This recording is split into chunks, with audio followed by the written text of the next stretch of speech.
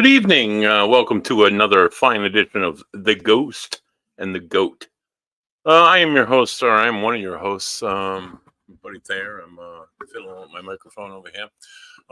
Oftentimes throughout the show, you're going to see me battling with technology, and we often make running jokes about it, but it's actually a thing, not just a myth. Buddy versus technology, 2-16. So here we go. Bams, who I will normally bring on at this point, aka the Goat, is currently scurrying his way through New England traffic to make it home to the barn so he can sign on and be part of the show, which would be really nice. So Bams will be joining us in just a little bit. We have a very special show this evening, as we often do here on The Ghost and the Goat. This evening we have a two-part special, so where we'll be representing the paranormal side. We have a paranormal investigator joining us this evening. He's an author. He's a documentarian. He's has his own show, which we'll get into in just a minute when I bring him on. Then we'll cut him loose after about an hour or maybe even 45 minutes of torture. And I keep getting these pop-ups on my computer. It's really, I hate technology. It's so annoying. I swear to God, Bill Gates is just haunting me. But anyway, yeah. So we'll let him go, and we'll flip the switch, and we'll go sports. Really big week as a Boston fan. The Red Sox are starting to play some baseball. Rafaela he extended his home run hitting streak to 6 games, which is great because as a Sox fan, I really have no hope that we're going to do anything this year. My beloved Boston Bruins got robbed of playoff contention by the Florida Panthers. The Boston Celtics continue to bounce the ball well, and they'll be bouncing the ball this evening against the Indiana Pacers in the Eastern Conference Finals. We're going to get into a little boxing stuff, a little bit of all sorts of crazy stuff. So we'll be talking about that later in the second hour, of course, when Bams joins us. But for right now, let me bring you in our guest. Bring in to you. I don't know. Yeah, I'm going to bring him in. He is, like I said, he's a paranormal investigator. He's an author. He has several books out. He has his own show called Paranormal Encounters. You can find him on, I'd imagine, YouTube and various other outlets. Welcome to the show, Connor Biddle. Hey, what's going on, buddy? Connor. Hey, how you doing, Thank man? you. How you doing? I'm doing good, man. I appreciate you having me on tonight. Yeah, absolutely. So can you tell me a little bit about your show? Obviously it's a ghost show, but why don't you tell me what it's all about and what you do? Yeah, so I started a show in 2012 called Paranormal Encounters, and what that entitles is just me going to haunted locations and documenting any of my experiences. And my show is currently on YouTube and all the other platforms, Roku, Plex, Apple TV, those kind of things like that. Cool. And I'm actually filming an episode right now. I'm on the podcast with you. I forgot I double booked tonight with you and this place. So I'm actually in a place I'm filming at tonight. That's awesome. I appreciate you sticking with it because some people are like, oh, hey, I double booked. I can't do it. And like an hour before we go live, it's like, oh, great. Now I get to find somebody else suddenly last minute. So thank you for sticking in and hanging out with us for about 45. It'd be a good show. At very least, it will give our audience a little bit more about who you are and what you do and all the great resources out there. So tell me a little bit more about some of the places that you investigate. Where are you? Where you at tonight? Where do you go? What's some of the big names you've been to? Tonight, I'll probably keep it a secret for right now. Okay, yeah, but this is a hospital that I'm at right now. It's in Michigan. Oh, nice. So it's a closed hospital. It's no longer a hospital. Yeah, it's no longer a hospital anymore. No, it's got real, I guess, medical equipment from all over the place in here. It's actually really creepy. I just got done with my interview right before I got on here with you, and he was telling me some really weird stuff about this one specific doll upstairs. It's got real human hair, and apparently, apparently, like if you talk to her, and you don't leave her offerings, you have straight night terrors for 2 to 3 weeks.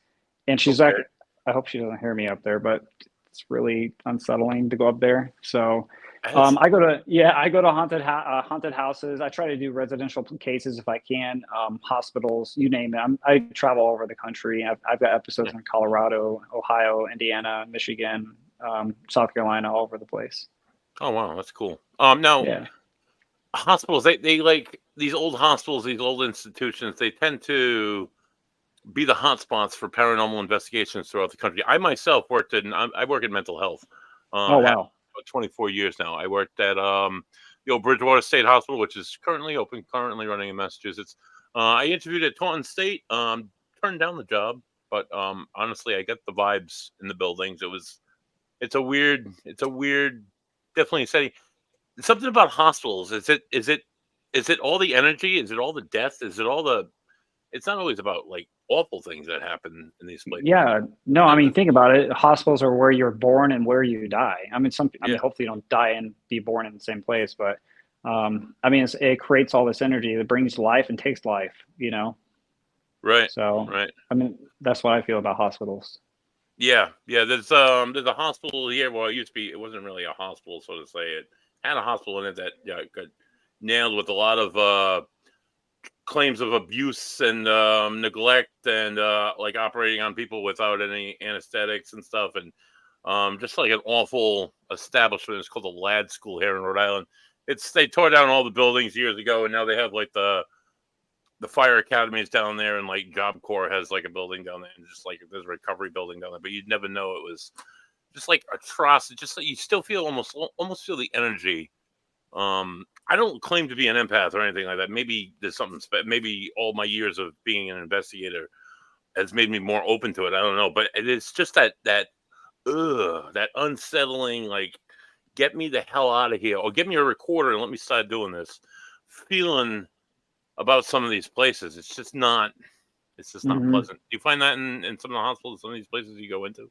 Yeah, actually, it was funny enough. I was telling you about is that doll when he was first met. I didn't know anything about this doll. I haven't even been up the stairs or even been in I've only been in 3 rooms when I first came in here when I started interviewing this guy, and he had told me that they started talking about this doll, and my heart started going over 120. My watch notified me, said it was over 120 beats per minute. I don't really get like that, but just like I guess, like, you know, just the feeling started getting a little weird, knowing the story, I guess, of what was going on here. Yeah. But I definitely get that some places, especially like I said, hospitals definitely have that feeling. This place for sure has it. One of the doctors actually felt his death here face first down an elevator shaft, and he's not that far from right over there. Jesus. So it's something about dolls, man. I don't know what it is. Maybe from being a child, from just a person I knew had dolls, and maybe I associated that with. I absolutely hate dolls. There are some haunted locations here around New England, and they have a doll, and and the one you mentioned with the human hair, that's just even more creepy. That's just ugh. No, thank you. No, thank you, man. What is it about dolls that give us that ugh feeling, you know? Yeah, well, I heard a noise a minute ago down the hallway. I don't know what the heck that was. There's a hallway over here that goes towards the upstairs and some other rooms. But anyways, behind me, there's actually these dolls back here are actually supposed to be haunted. There's this doll up here, I think it's this one, is actually, they bought it from a store because it was moving in different places. When the owner would come back into the store and be gone and somewhere else, and they just got sick of it and gave it away.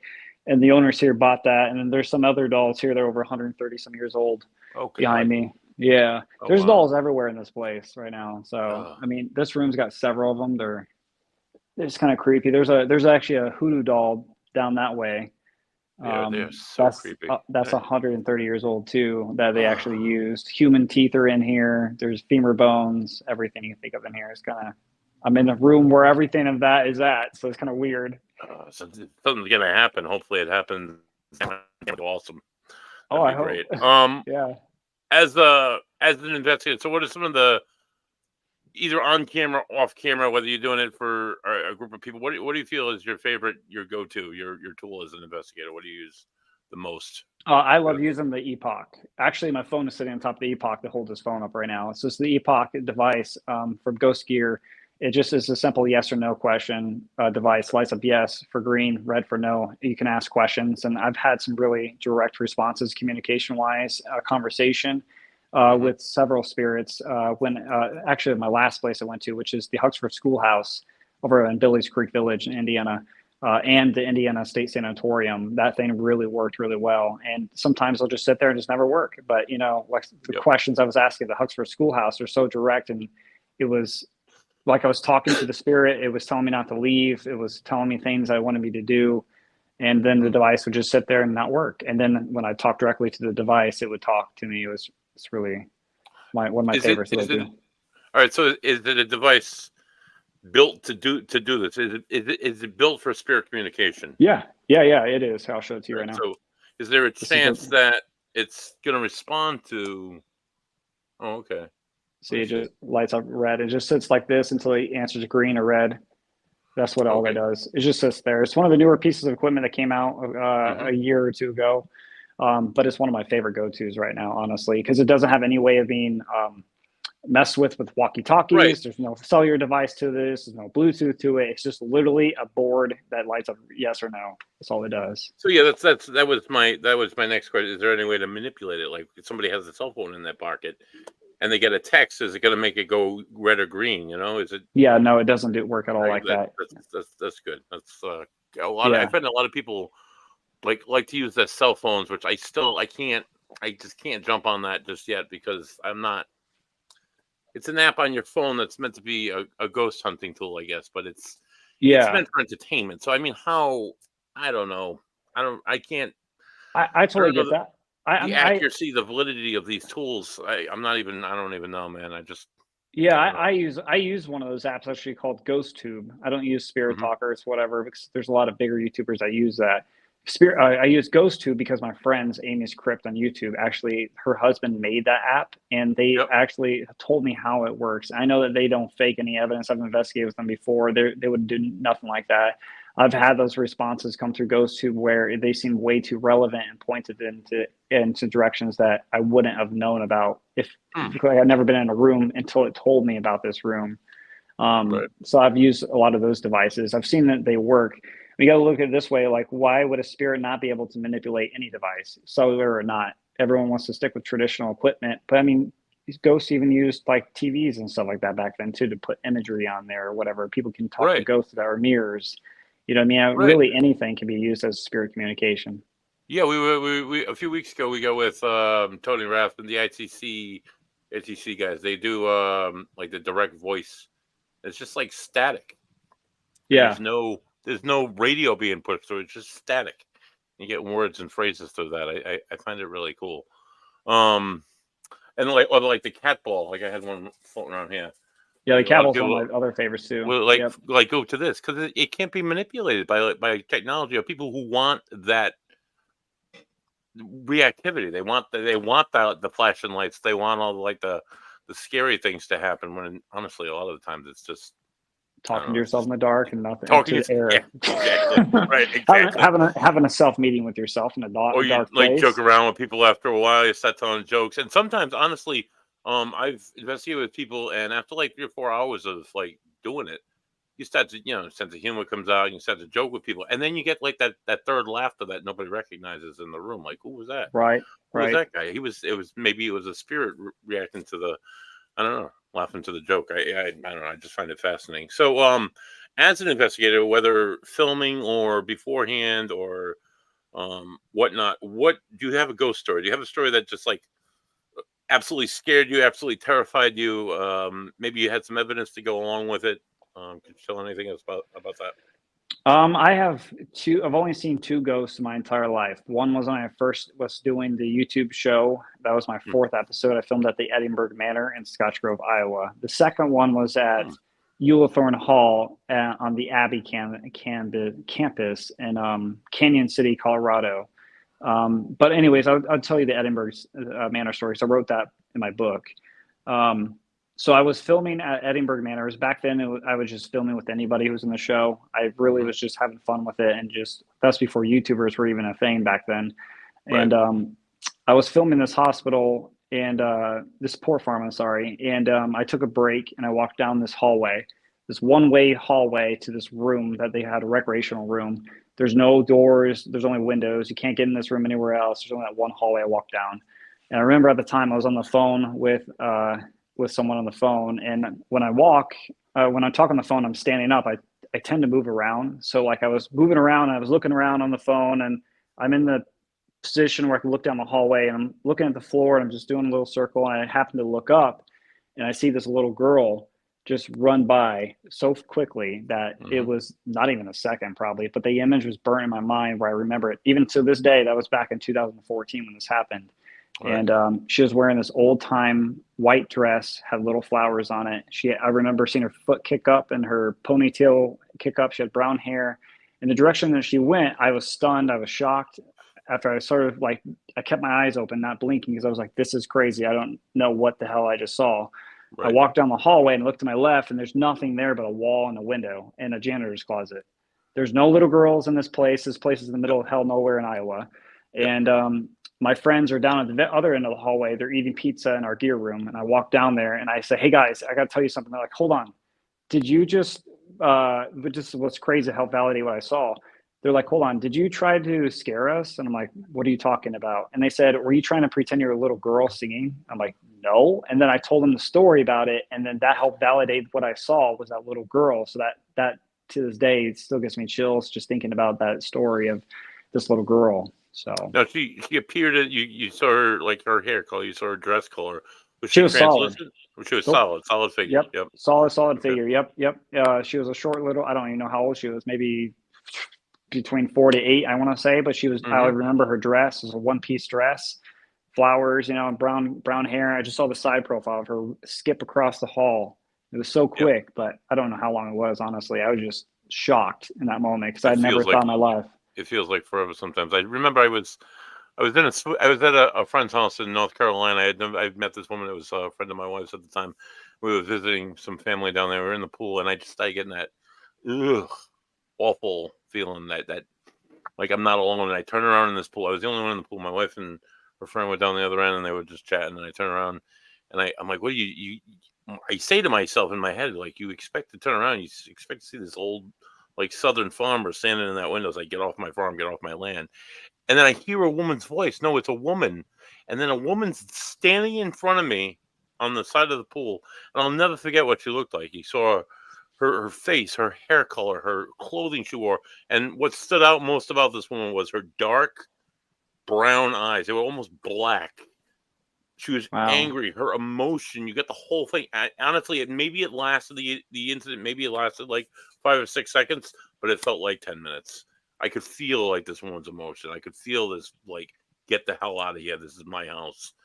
And then come to find out, that house, the woman who owned the house with her husband, his parents lived there before, and he got the house when his parents passed away. His mother had some mental issues, and she went untreated for many years, and she threatened suicide for many years, and finally she took the gun and shot her husband as he laid in bed, and then she turned the gun against herself. Oh my God. Yeah, and it was in the newspapers and all that stuff. We found out after, we read about it afterwards. So my wife saw, when I was describing this incident, like, my wife had this, we both said at the same time, and her dark black, almost like black eyes, those black eyes just stuck out about. It's just, I don't know, I've had other incidents where you barely see something, you barely see a human form. What do you think separates that? Why do you think that is? Do you think it's the person seeing it? Do you think it's the energy that's involved? What do you think makes a difference? I think it could be both, what I mean? Like how we interpret things is what I think it could be. What I mean? It could be the energy. It could be just how you interpret seeing it. Because I mean, I was with somebody when I saw another face too, when I actually saw my second ghost, and she saw a different image than what I saw. So we both had two different interpretations of what we actually saw. What was that? What did you saw a face? You saw a clear form? Yeah, I saw a face. Actually, it's scary as shit. I'm sorry. Scary as hell. And I saw it in night vision. Never thought I'd see a ghost in night vision.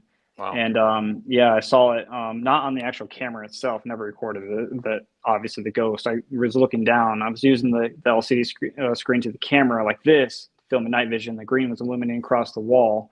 And I saw, well, first off, I was going through this old, it sounds funny here, going through this old haunted house. It's Thorn Hall. It's an old boys' dormitory area on this abbey, this demonctified campus, whatever.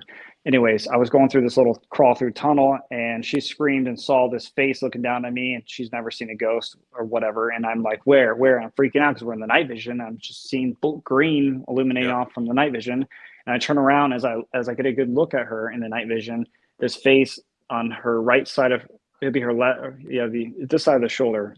It faded in like a projector, and it was like this white face with this long eyes and yellow, sharp-looking teeth, and it was just weird, ominous-looking grin. The eyes were really like oval-looking. It's really strange to describe it because this is such a made-up story, but I swear to God, like I saw this face, and it literally is the only face ever. So once my brain realized what I saw, I lost my crap, and I ran straight at it somehow, and I ended up falling and breaking a shelf that was in there. I was just like the scariest thing I ever saw. Yeah. So that's the scariest you've ever been, where you ran at it? You ran right at it? Or yeah, I mean, I wasn't thinking. Yeah, I ran right at it. I mean, I don't know what the hell I was thinking, but I don't know. Because I was in a tunnel. I never been to this direction before, and my instinct, I guess, was to run to an open area I knew I could get out at, I guess, and I don't know, like, it was like a fight or flight mode at that moment, and I was like ready to flight. Right. So so you've been on the air, so you've been recording since 2012. So you've probably been to hundreds of places. Yeah. How many? Yeah, How many episodes would you say you have a season? Seasons, or do you? I do have seasons. Yes, I have probably almost 50 episodes right now on YouTube. There's probably at least 10 to 12 episodes that were never released because I literally captured nothing. And I didn't think people at that time when I was doing those would want to watch just open air. So like I've been to several of those places, and that's all just filming. But ever since I was at Edinburgh Manor, I saw that ghost girl. I've always told myself, like, doesn't matter if I'm going to hang out with friends, doesn't matter where I'm going, I have to record. Oh, really? Oh, wow. Yeah, sorry. Because you never know what's going to happen, I guess, right? Yeah, I heard someone on the floor above me when I was talking about that just a second ago. Huh. But I don't know if people that are tuning in right now know, but I'm literally filming an episode right now here, and I'm in a hospital. And I'm in here alone in this hospital because the owner left, and I keep hearing stuff back there towards the staircase going upstairs where they have like a room where kids were born, babies were born, and over back there is where a doctor actually fell face first on the elevator shaft and died. It's crazy. So you're by yourself in the entire building. Oh yeah, yep. I'm nobody crazy for this, but yeah. That's the best experience because you know that what you're hearing is not another person. That there's nobody. Yeah.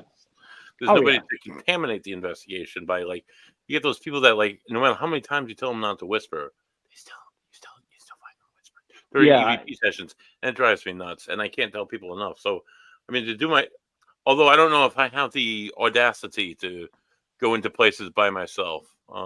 Where do you find the courage for something like that? Or how do I find courage to do this? Or is it just the adrenaline, Honestly, it freaks me out because ever since seeing the face, I mean, people that watch the shows, they're just like, oh yeah, he experienced that. But they don't understand, like, when they see the night vision, you're literally in pitch dark, right? But sometimes I was with people, but now I'm literally by myself in these episodes. There's nobody that can help me if something happens, whatever. And I guess, like, when I get ready to do it, I'm like freaked out. But once I'm in it, I'm like, well, I'm already in it. Might as well just start doing it. That's the mindset I do. I don't think about it until I'm already in it. I'm like, well, I'm already here. Might as well just get going. So the question that comes to mind: do you have, like, somebody on backup for, like, security, like, just in case, like, living trouble, just people that are not. Not really. I mean, I have my girlfriend right now, but she's 40 minutes away. So if something happens, she's 40 minutes away. But no, I don't have anyone right now that can help me if something happens. The owner, I think, lives in this town, I guess, but I have his phone number over there. But if I fall somewhere in here, no one's gonna know. Get screwed. Yeah. Yeah. That sucks. All right. Well, hold on. I haven't seen his face yet. Oh, here he comes. I'm gonna bring him in really quick. This is my co-host. This is Better Late Than Never. Bams, the GOAT. Just not enough time. Bams, what's happening, dude? Nice to see you. How's it going, guys? Pretty good. Nice to see you scurried on in from out in the pastures of Fall River in New Bedford, and made it safely deep home. In the Cape, dude. Deep in the Cape, Cape Cod. That's where I was working. Lovely beaches. Not a lovely commute at all. It's only going to get worse. Yeah, of course it is. After Memorial Day, it's going to get worse. Everybody loves to come to the Cape for the summertime. Yeah, it's pretty terrible. So we have Connor Biddle here joining us. Bams, he's he does the Paranormal Encounters. He has a show on YouTube. He's been on since 2012. He's at a location right now filming, and he took the 45 minutes to kind of talk to us a little bit, and he's hearing stuff as we go. So, thanks for joining us. Yeah, if you got any no questions. problem. Thank you for having me.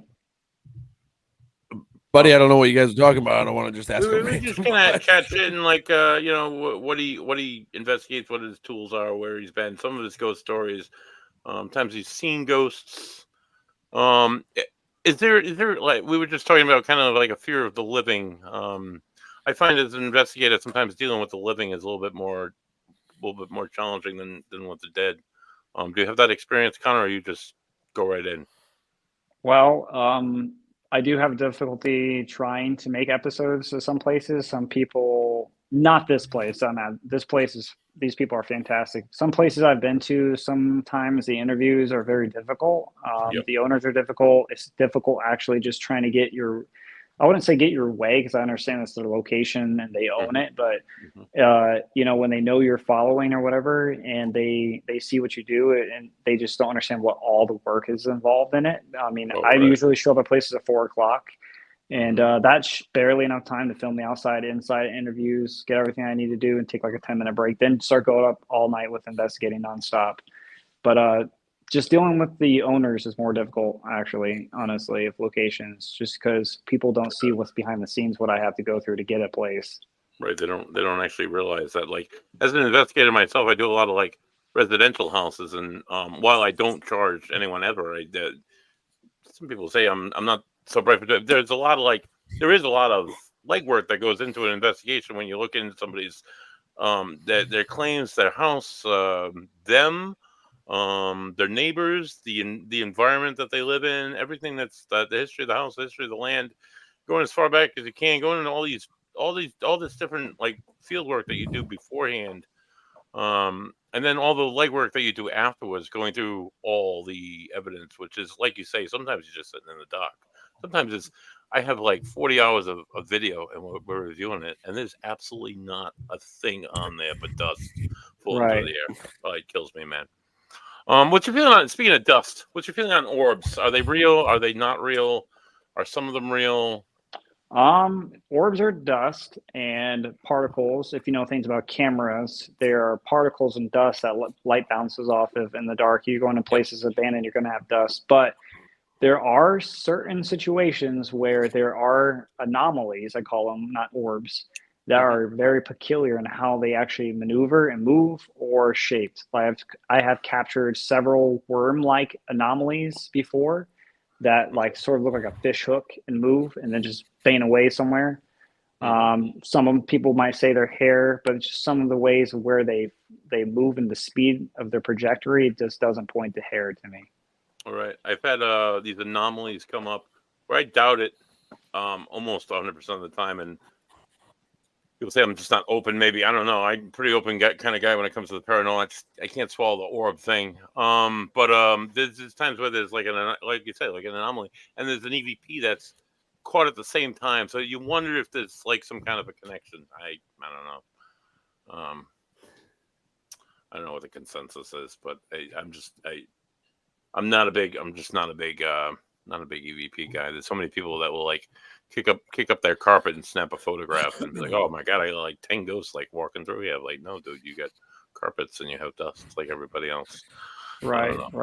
It's an old house. Yeah, right, exactly. Bams, where you at, dude? You got something? On that topic? No, I have no idea what to say about that. Yeah. About dust, orbs and lights and flashy lights and stuff and fun toys and over expensive fun toys. I tell people all the time, you can go to like online and buy like a K2 like you see on TV and spend like $70 on it, or you can go to Walmart and buy a K2 like you see on TV and spend $20 on it. I don't know, people are all about the ghost stuff and the flashy lights when it comes to this. I don't really have too much stuff, so I don't really have too many flashy light stuff. Right. Well, that's good. Especially when it's just you. Vance, he goes into these places by himself. Nobody else is with him. How would you feel about that? Do you feel like that you could do something like that, Bams? No. No. He's like, man, this guy's crazy. Any thoughts? Yeah. No. Well, first of all, I don't investigate, so I have no idea what I'm doing. I would just be walking around with a flashlight making spooky sounds by myself. That's essentially what you do. Okay, Connor, you keep records of I'm your on a roll. through shows. Yes, that's Arthur Mills. Do you keep records of your investigations? Do you Like, are we talking like video them? Like videos? Well, yeah, you video the show, right, and then you put it on YouTube. But I mean, like, I guess he was asking if you keep records. Here it is. Kind of do keep records of your investigations. No, I don't keep records or anything like that. Anything I ever experience is literally on video. Or if it's not video, I have pictures or audio recordings, and I put all that in the episodes anyways. I have this strong belief where I won't go to places, like I said, without filming. So anything you see is literally all I've captured. I show everything on video that I capture, and that's my way, I guess, of keeping a record of it. Mm-hmm. And you essentially just go to visit places that are renowned for hauntings, that are renowned to be. No, I go to places too, like residential cases and stuff like that. Like I went and investigated this woman. So here's an interesting story I'll tell you that had no indication it was really haunted whatsoever. Someone's house, and it's this woman. So I had this really bizarre request. I was working at Amazon about 2 years ago, and someone I was working with said that she had a friend, and her friend. His story is crazy. She said that her friend was getting text messages from her husband while he's been dead for 16 months. And it gets weirder. The text messages that she was getting would only work in her car. And when she got out of the car, they would be wiped from her phone. The text messages she was also getting had no phone number, but it was attached to her husband named Steve. The phone number was 0000 all the way across. There was no message. All it had was his social security number. Or it had this message is not available. The phone is deactivated. The phone number has been recycled. She still has a phone. It is not an iPhone. It is an Android phone. Anyway, I did not think anything of it. I thought I was just going to try to help this widow, try to find some peace. And I went there and had some really weird experiences where we felt like we did communicate with Steve. He died in that house. He fell and had an aneurysm in the basement. Wow. And I know you said you weren't so big on apps or so a few minutes ago, but I use this thing called GhostTube Seer. I saw someone comment about GhostTube Seer. GhostTube Seer is basically where an artificial intelligence will draw images, and every image you get is unique. And while I was wearing the goggles, which they're called GhostTube Lens when you put them on, it's an immersive experience. And she had said something about in the story of her interview that she thought that she was receiving signs from Steve, like she was seeing dragonflies, or she had this one cardinal that kept attacking her kitchen window, so much so that it left permanent marks in the glass. And she's talked about that. And then we were down in the basement with her, and we were having her involved in the investigation, and she was asking questions. And this image comes through, and it's literally a cardinal on the image of that. And it's not like it draws anything you say, like you can't say something, it draws it. It's just really randomized. It sends it up to a server, and it comes down and just draws it live in front of you, which I thought was really neat. So, I mean, I go to places that are not haunted and just try to see if there's anything that goes on. When you think about why would if they tore this hospital down, where would these ghosts go if there's ghosts here? You know what I mean? Right, exactly. Would they dissipate? Would they cross over? Are they already crossed over? I don't. Funny that you mentioned that story about cell phone usage. My wife, it will be on the 27th, so next week it will be 5 years that she passed. She died suddenly, and she's amazing woman, 43 years old. So she had a base of friends that she was like super close with. She called them her sisters, and each friend has two of her friends have different experiences with cell phones. One sent me one the other day. It's she has an iPhone, and it's happened on a few different phones that she's had. And she'll wake up one day, she'll turn her phone on, and Heather's face will be like one of her photos with Heather that's on Facebook or something, but it's not on the phone anymore. And it'll be on her screen as her like photo of the day, whatever. It happens on days like when like days that I happen to say, hey, I need a sign or something, or she's having trouble and she reaches out. Another friend, she was not this girl. So the first girl, Erin, she has had a lot of these experiences. She's had dreams of Heather, like really vivid dreams. Just they were really close. They were really always very spiritual people. And then her other friend Missy, who's not really spiritual and doesn't really believe in all this so much. She's with her daughter, who was Heather's niece, who Heather was tremendously close to. waiting in her car for her daughter to come on to dance. And it started happening about, I'd say about a year ago now. She started, it'd say text message from Heather, and it'd say that on the screen. She's like, buddy, at first, she's like, I started looking at my phone. I swore there was another Heather. There was no other Heather. I hit the message on my phone. It was blank. There was never anything there. It happened like 3 or 4 times. And then the last time it happened, probably about 6 or 7 months ago, it said, message from Heather. She opened it, and it said, I had pizza the other day. It's better than Twins. Now, I met my wife working at Twins Pizza, this local pizza place back in the day. This girl, Missy, met Heather when she was a teenager. They worked at Twins Pizza together. Twins Pizza is renowned around this area for their amazing pizza.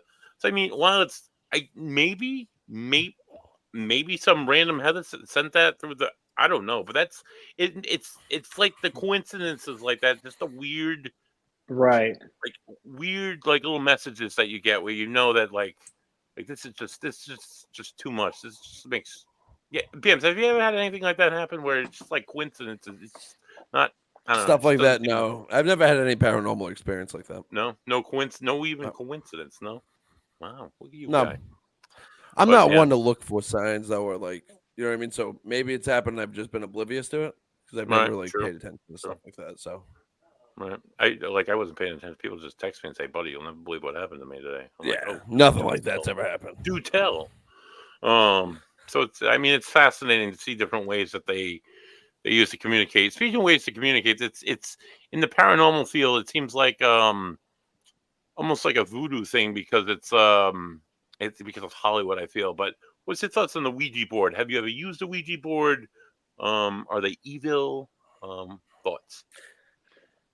I have used a Ouija board. Yes, I don't think they're evil. I think it's literally just what people are superstitious about. I mean, you think about it, you're using a spirit box. It's a modern day Ouija board. You still use it, opening up yourself communication when you're ghost hunting, you're running around in a place that's supposed to be really haunted and you're talking to yourself. You're literally opening yourself up regardless.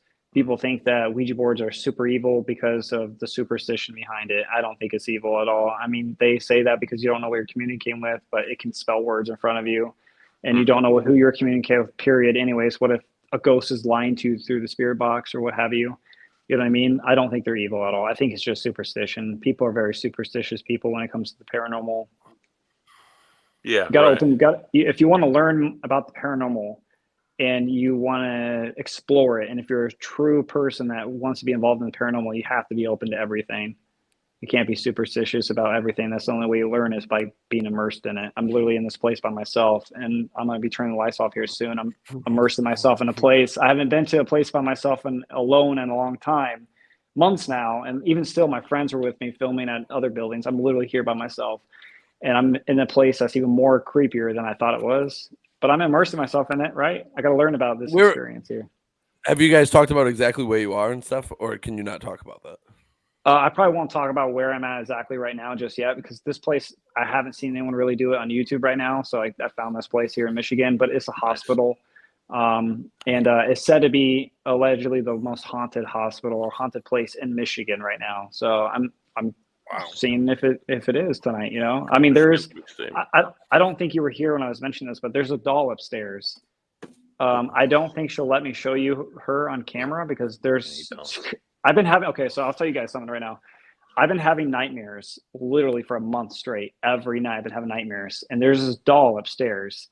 I'm not going to say her name, but I can't show you her on camera because allegedly if I don't leave her an offering, I'll have straight terror nightmares for 2 or 3 weeks.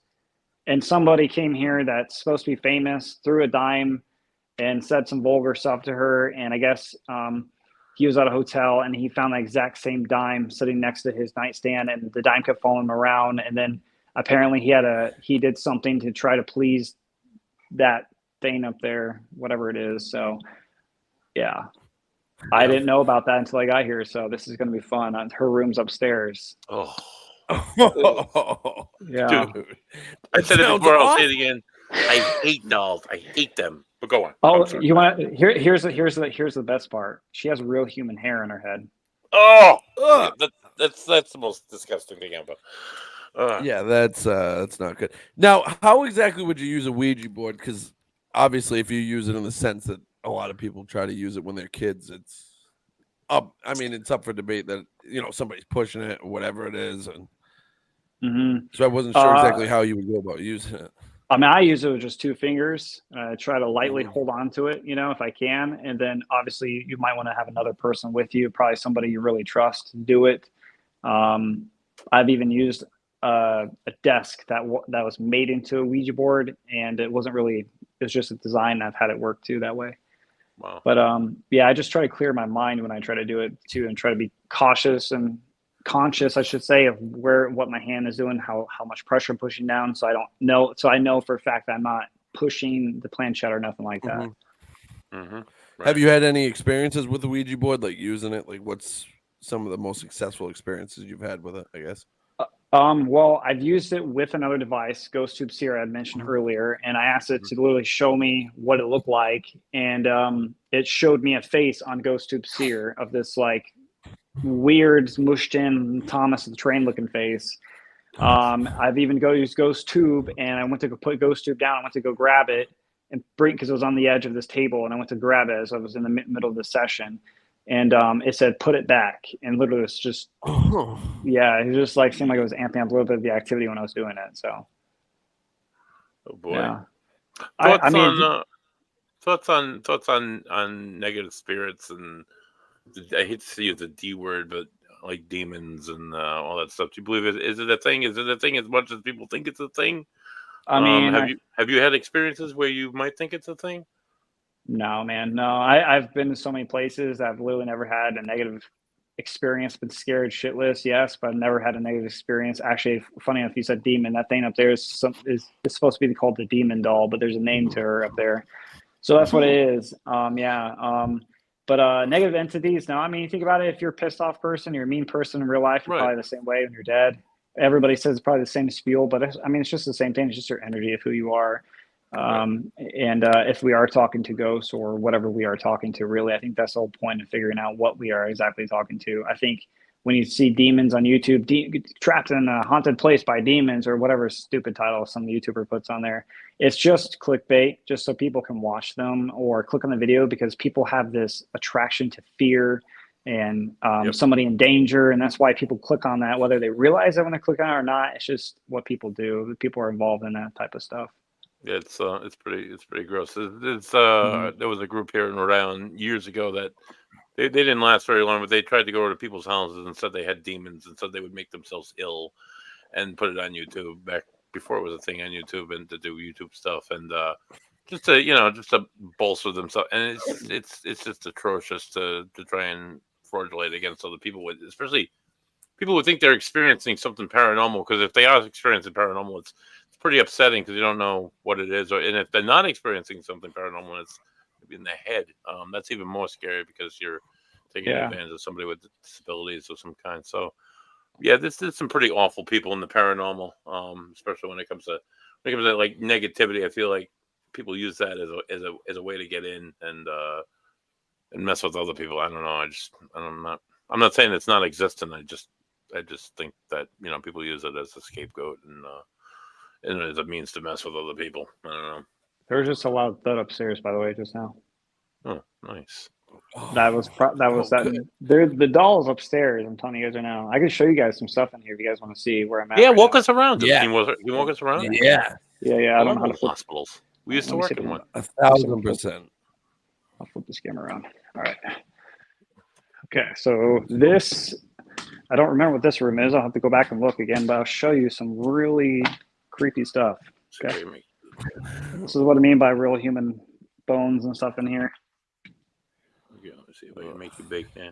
This is actually cremation made into domino dice. Like what? Like when I die, please make me domino dice. Here's what somebody. But just leave it in the 3. God, I'm not trying to show just my face. All right, just leave it like that. All right, just leave it like that. I think I can make him big, dude. So here we go. Leave it the way it is. There you go. So right here is cremations that were pressed into actual resin, made into dominoes. That's real. That's a real person. Oh God. Yeah, real bones you've got right here. These are medical equipment pieces. Those are real teeth down here. There's a lot of teeth. There's a few people missing a mouthful of teeth right now. There are somewhere in here. There's really weird. There's abortion tools up here. This is how they used to do abortions back then. Yeah. Deadly. Yeah. Here's a real voodoo doll. Right here. This is 130 years old. I was talking about earlier. You've got this doll. This doll's got real human hair on this head right now. That's real. Oh, get out of here! Yeah, I'm 100% real with that. This is embalming stuff right here that they would come to your place and do embalming. Yeah, that's pretty awful. Some old newspapers and stuff about this place. More tools and stuff that they've used. This is just my gear right there. That is the staircase upstairs to the creepiness. I can show you guys if you guys want to say. Oh, God. So this is where they did this is somebody's office, the doctor's office. This floor is raised. It's a lot, there's concrete underneath there because they used to bring, what do you call it? Like, not the hearse, the thing they put the bodies in. I can't remember, but they had steel wheels. Sorry. Yeah, the gurneys. Yeah, the gurneys had steel wheels, so they would be ripping up the floor. So that floor is made for that. So this is the guy's office. One of the doctors had a heart attack right there and died. Right where I'm looking at. Oh boy. Yeah. Oh, that's too bad. Yeah. How was that? This is what the hell was that? I don't know what this is. This is I hope I don't see that shit in the dark though. Seriously. So I'll show you guys the upstairs. I'm gonna show you the doll, I guess. Nice. So, Bams, this is a haunted location, dude. This is what they look like. Well, I figured by the way it looks. Yeah, right. And he had said that too. Right. Just that bed right there. Who the hell's sleeping on the bottom bunk? That's awful. Me. I'm sleeping down there. I'm just kidding. You're getting screwed on the bottom. Oh, no way. Sleep on the top. Do not sleep on the bottom. That's a death trap if I've ever seen it. In there. Oh, hey, he's waving. He's waving to everybody, I think. Yeah. Oh, hey, Lindsay. So you got this one. You got this room. Oh, what's that? What is this couch? That's a. I'm just gonna tell you guys right now. I'm gonna tell you guys right now. I'm really nervous to go in this room because if what is said to happen is true, she's right in this corner. So if I show the camera to her, I don't know what's gonna happen. So I'm doing this for you guys. I hate dolls. Let me just put. Oh shit! Yeah, she actually moved. Her doll actually moved. Hold on. Get out of here. No, not on camera, not with you guys, but it moved from when I was up there a few minutes ago with the owner. Okay.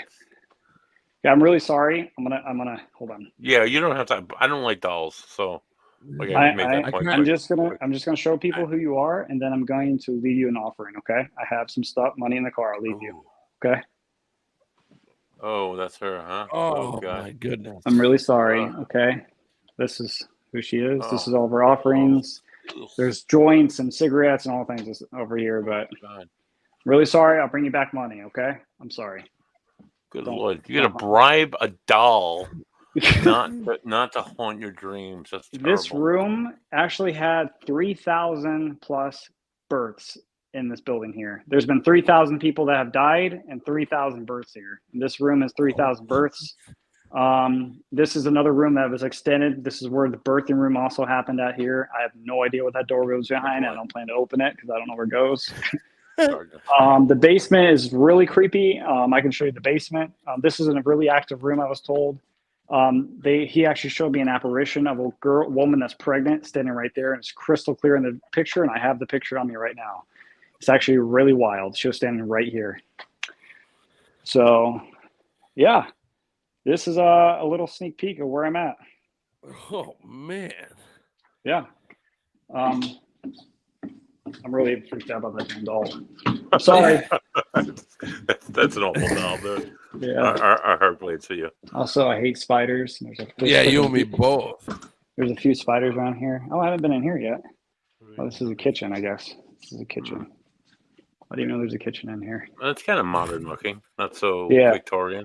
Well, see, this place was apartments too. It was also somebody's home. Actually, the third floor burned down. There was a third floor. There's a steeple outside. I don't know how to get access to it if I can even get into it anymore. But yeah, this was apartments and it burned down on the third floor.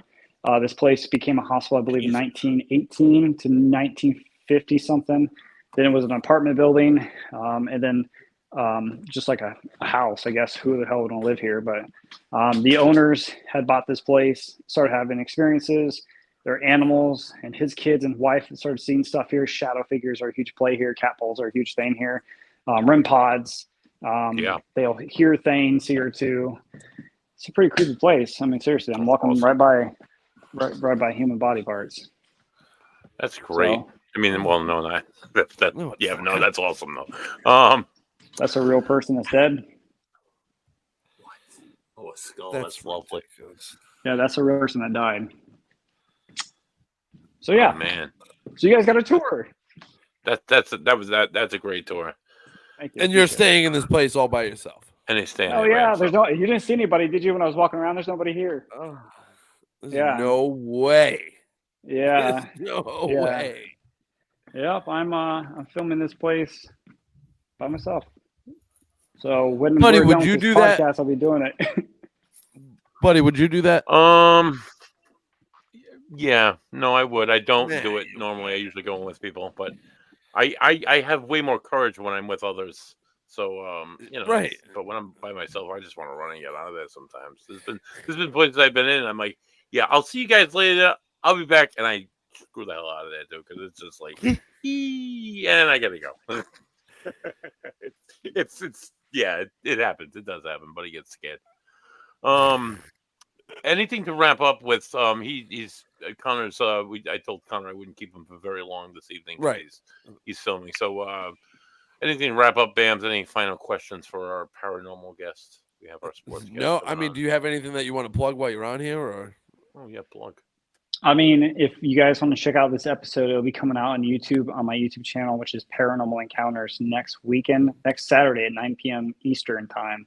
And I have a new video coming out this weekend as well too. So I have weekly episodes on the YouTube channel every spooky Saturday at 9 p.m. Eastern time. Nice. If you don't watch it on YouTube, it's also on Roku, Plex, Apple TV, all those platforms.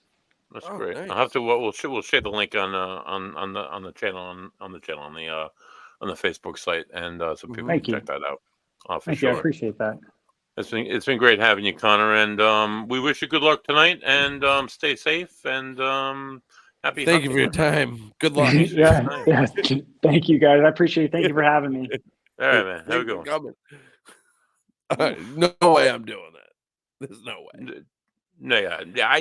I'm sketchy about it myself, dude. I say yes because I want to sound like a tough guy because I've been investigating for a number of years. But when I go into a location, there's been some that I've gone in and I did this. There was a bed and breakfast out on Block Island. I'll tell the story really quick before we get into this.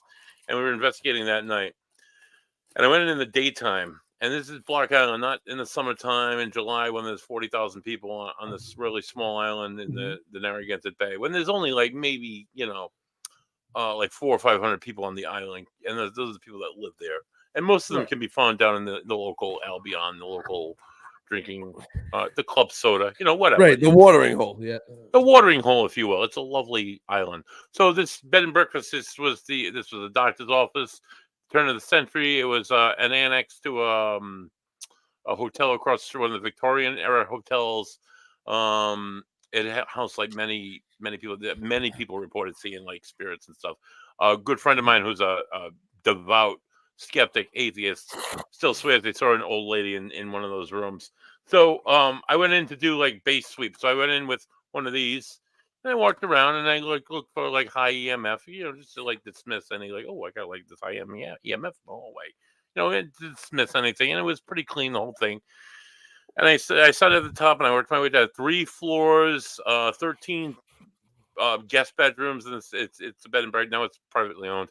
Half of them had their own bathrooms. It was beautiful, beautiful building. And I finish up and I'm going downstairs and I'm like, oh, wait, I'll be right with you. And my wife Heather went and waited in the car because she had worked on Block Island. She did not favor this building so much, and it gave her the awful creep. So I'm like, let me just do the basement. The basement had 2 separate rooms. One was a maid's quarter and the other one was like a double apartment. So went down, I swept in the maid's.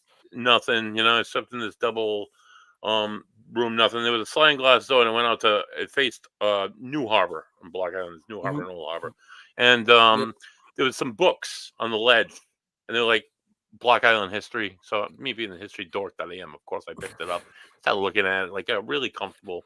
Suddenly, I went from absolute comfort to absolute like, holy shit, I got to get the hell out of here. Like that overwhelming feeling just came over me, like somebody would just like walk right up and stood right up in my face, just like uneasiness, instant uneasiness. That like, oh, it's time for me to hit the recorder feeling when I'm with other people, but because I'm alone, I'm like, I'm gonna get the hell out of here. I'm gonna be back in about 4 hours. I'll talk to you guys then. And I ran up the stairs and I ran out that door, dude.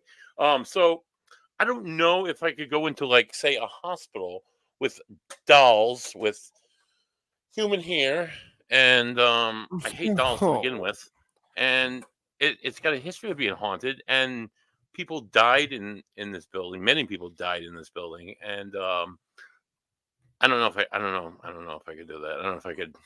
Maybe I could, but no way. Western State There's no way Paranormal I'm signing up for it. Probably have to be with me because I'm a big chicken shit when I'm by myself. So I don't know. I don't know if I could. I'm going to answer. I don't know right now. What I couldn't do by myself is on Saturday we had the privilege of doing our second episode. We filmed our second episode of Three Dudes Brews. We were lucky enough. Big thanks, by the way, to Smug Brewing. They're out in Pawtucket. Check them out. They're on. Oh God, it's on the Facebook page. Their address and stuff. It's in Pawtucket. It's where the old Bucket Brewery was. They have a number of really great beers that they shared with us. Big thanks to Joe Wrestling, Joey Britland, Joey B, whatever you call him, your co-host on the Mid-Cod. I asked him, like, dude, come out and film a show, and he brings out like a whole camera crew with him. You know, he had a soundboard. He gets new stuff every week, different mics and stuff. So really excited. Three Dudes Brews episode 2 is due to premiere the June 7th, I believe, and we have shows going all the way to the end. We have breweries already signed up through the end of the year, so should be a good time. Got a lot of good beer to drink, dude, and nice. A lot of good people to talk to. So the show's going well. Big thanks to Smug Brewing, and a big thanks to Joey B, who is always there. So just a quick shout out before we Joey's great. We're actually Joey and I are in talks to start a baseball show on Sunday night. It's been needed to be done for so long. Yes, do it. Yeah, absolutely. We've talked about it. We were talking about it this week on the Mid-Card a little bit. For those that don't know, that's Fridays at 7 p.m. We talk everything in the world of wrestling. This week, actually, we're going to be reviewing an old pay-per-view. We lucked out. We got a really good one, actually, by the randomizer. We pulled it live. No Way Out 2001. And it's unbelievable. It's perfect, dude. No, it's perfect, dude. It's got a triple threat tables match, like with the Dudleys, Edge and Christian, and the Brothers of Destruction, which is Kane and the Undertaker. So that made Joey unbelievably happy. I know all these names. Yeah. So I mean, like it's a great show. I'm a couple matches in, so I still got some more to watch. Mm-hmm. But right, we were talking about opening up a baseball show and starting that on Sunday nights, which will be a lot of fun. Especially right now when my Phillies are the best team in baseball, and they are currently up 4-2. Yep, 4-2. 5-2. Yeah, Phillies have won for me on every parlay that I've played in the last 2 weeks. Best team in baseball. Dude, I saw somebody, I forgot what show it was, trying to trash the Phillies for whoever they're playing, you know what I mean? Like in the records of the teams, there is only 14 teams above 500 in Major League Baseball right now. So whoever the Phillies play, they don't pick the schedule. And if everybody else is playing the same teams, then why aren't they in the same position as the Phillies? Yeah. Best team in baseball, dude. They're 1-2 against teams with winning records or whatever.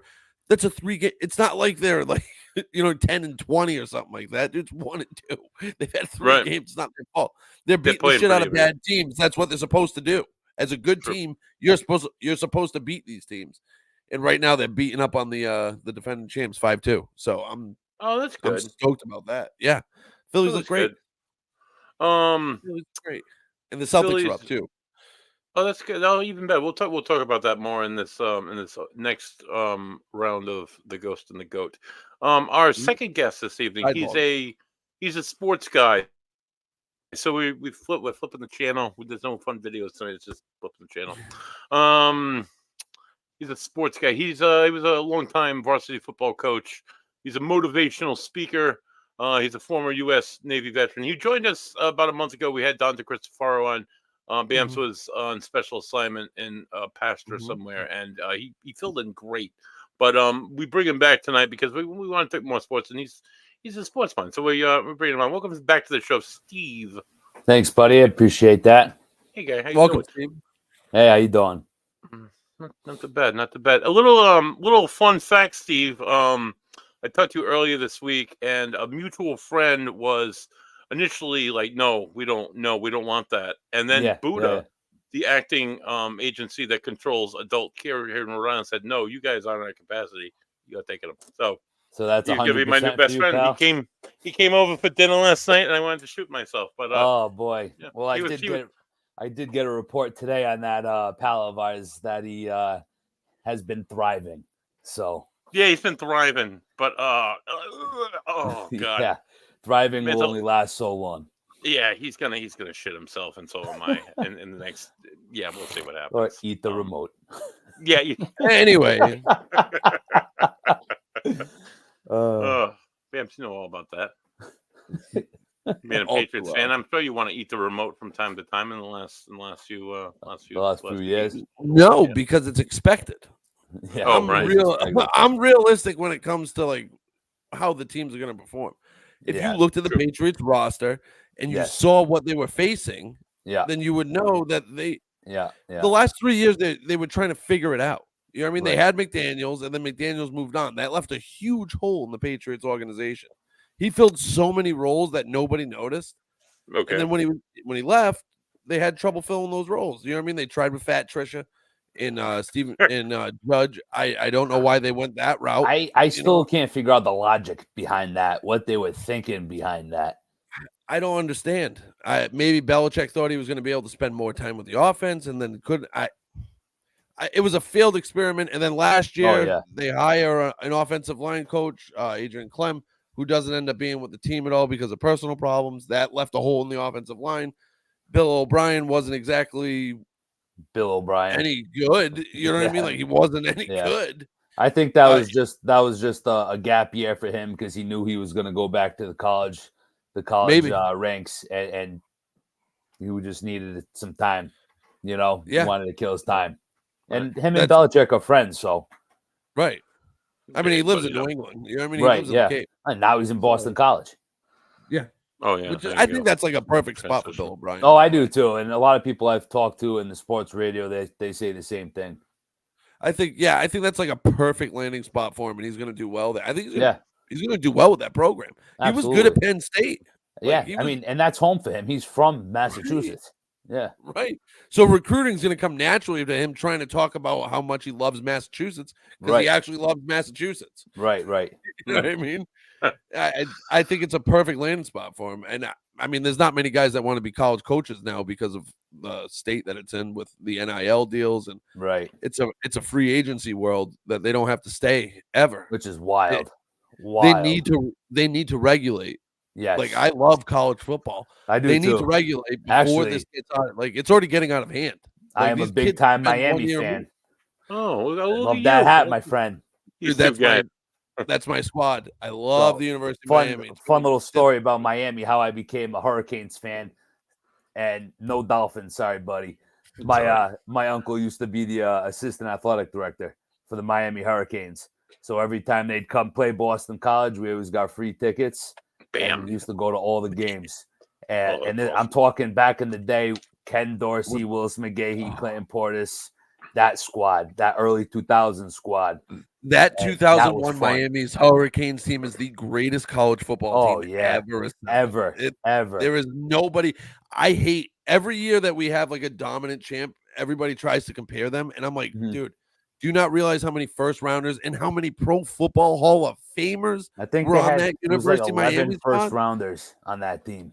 Yeah. Vince Wilfork was the backup to Warren Sapp. You know, they had Sean Taylor. Taylor. Like their team was Andre Johnson was on that team. Devin Hester was Yep. on that team. Santana Frank Moss. Gore was on that team. Oh, Yeah. Jeremy Frank Gore Shockey, was, Greg Olson, Kellen Winslow. dude, like they were Yeah. stacked to Stacked. the gill. Like that was Jonathan one of the, Vilma, Dan Morgan. that was the one college football team that would actually be able to play an NFL game and beat an NFL team. Absolutely. Like they would, because they were an NFL team. They were Right. stacked from head to toe. Yeah. And And Ken my Dorsey one rebuttal when was- people make that comment is if you line up a great Alabama team against the worst NFL team, you know what's still going to kick that college team's ass? Special teams. Yeah. Only because you put your second tier guys on special teams, and the second tier guys in the NFL are going to devour those guys in college football alone. Mhm. So special teams would play a big time role. And plus, you don't have many Unbelievable. punters in college that have a hang time of like 5 seconds punting the ball. You know what I'm saying? No. So you got these rugby kickers. Yeah, they were, dude. They were just so stacked. It was. I'm looking at the roster right now. It's Najee Davenport was there as their free safety too. I forgot about like Yeah, I guys you forgot just about him. forget about. Like Yeah. it was Clinton Portis, Frank Wi- Gore, and Willis McGahee was McGahee, their yeah. running back room. Yeah. Oh, yeah. Like Yeah. those are three dudes that were like at the next level, some of the best running backs in the game. Right. And they were on the same team. Dude, they were unbelievable. Just Jonathan Vilma too, who was one of the greatest linebackers to ever live. He was. I wish Miami would come back. I think now it breaks my heart watching them play now. It kills me watching and what they were, and that dynasty alone they had back then should have built their recruiting, and they don't even. I'm telling you, just all around college football, even in the NFL, they don't even have those types of players anymore. No, They don't. Those were dogs. You don't find many dogs anymore. You got a bunch of crybabies that are they're getting millions of dollars to play a season. I think they should get paid. Yes, millions of dollars. I do. Hell no. I don't that in mind the NFL level. I don't mind them getting the millions of dollars because of the money that they're getting made off. Like the universities are making hundreds of millions of dollars off these kids. So but I don't think you should be able to just leave a team and go play the same year or the next year. Like that's not right. Right. So you get benched or you get hard coaching and then you run away and then you can go start for another team. And it's like, we're ruining a lot of these kids. Like a lot of these kids can't what take I tell hard a lot coaching. of people, and what I tell a lot of people that I'll train and work out with, like one of the easiest things to do in life is quit and run away. Just because you're going through some adversity, push through it because you're going to feel a hell of a lot better getting through that tough coaching that you probably need, because there needs to be more tough coaching on everybody than just quitting, tucking into a ball and rolling down the hill.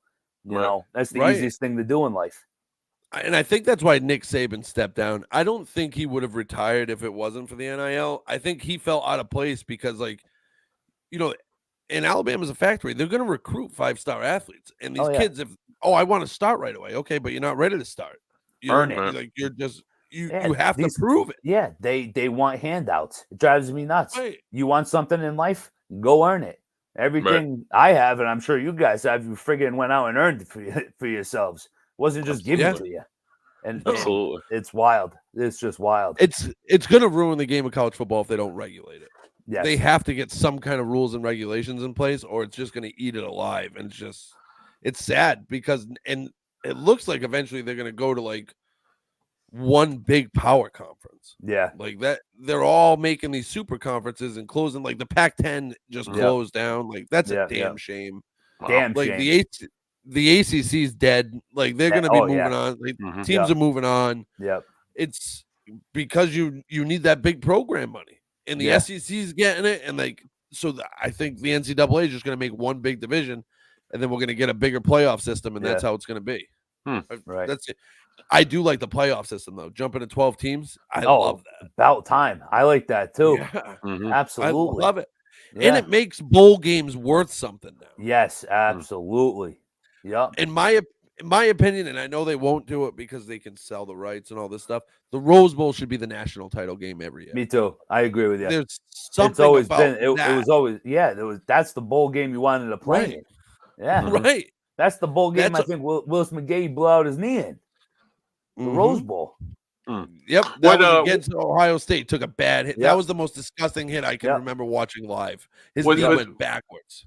What separates the Rose Bowl from every other bowl? Is it the honor, the tradition? What is it? It's the stadium. It's the tradition that's Coliseum, held in that stadium. It's just there's a lot of history behind that stadium, man. That was the national championship. Yeah, right. Once you step into that stadium, you feel it. It's like old Yankee Stadium. You feel all the tradition. Like it's a special place. And every game that's played on there on the big stage, like at night, somehow turns into a banger of a game. You know what I mean? Because everybody wants to play their best at the Rose Bowl. Right. Sports psychology, maybe. Yeah.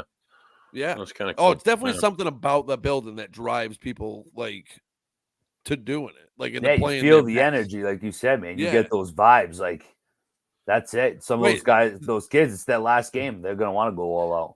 This year was what, Michigan versus Alabama, I think, in the Rose Bowl, or was it the other one? It was one of the games, but it was a great. It was Michigan and it was Michigan. Yeah, they won, right? Yeah, Michigan won. Yeah, but at the Rose Bowl, I forget.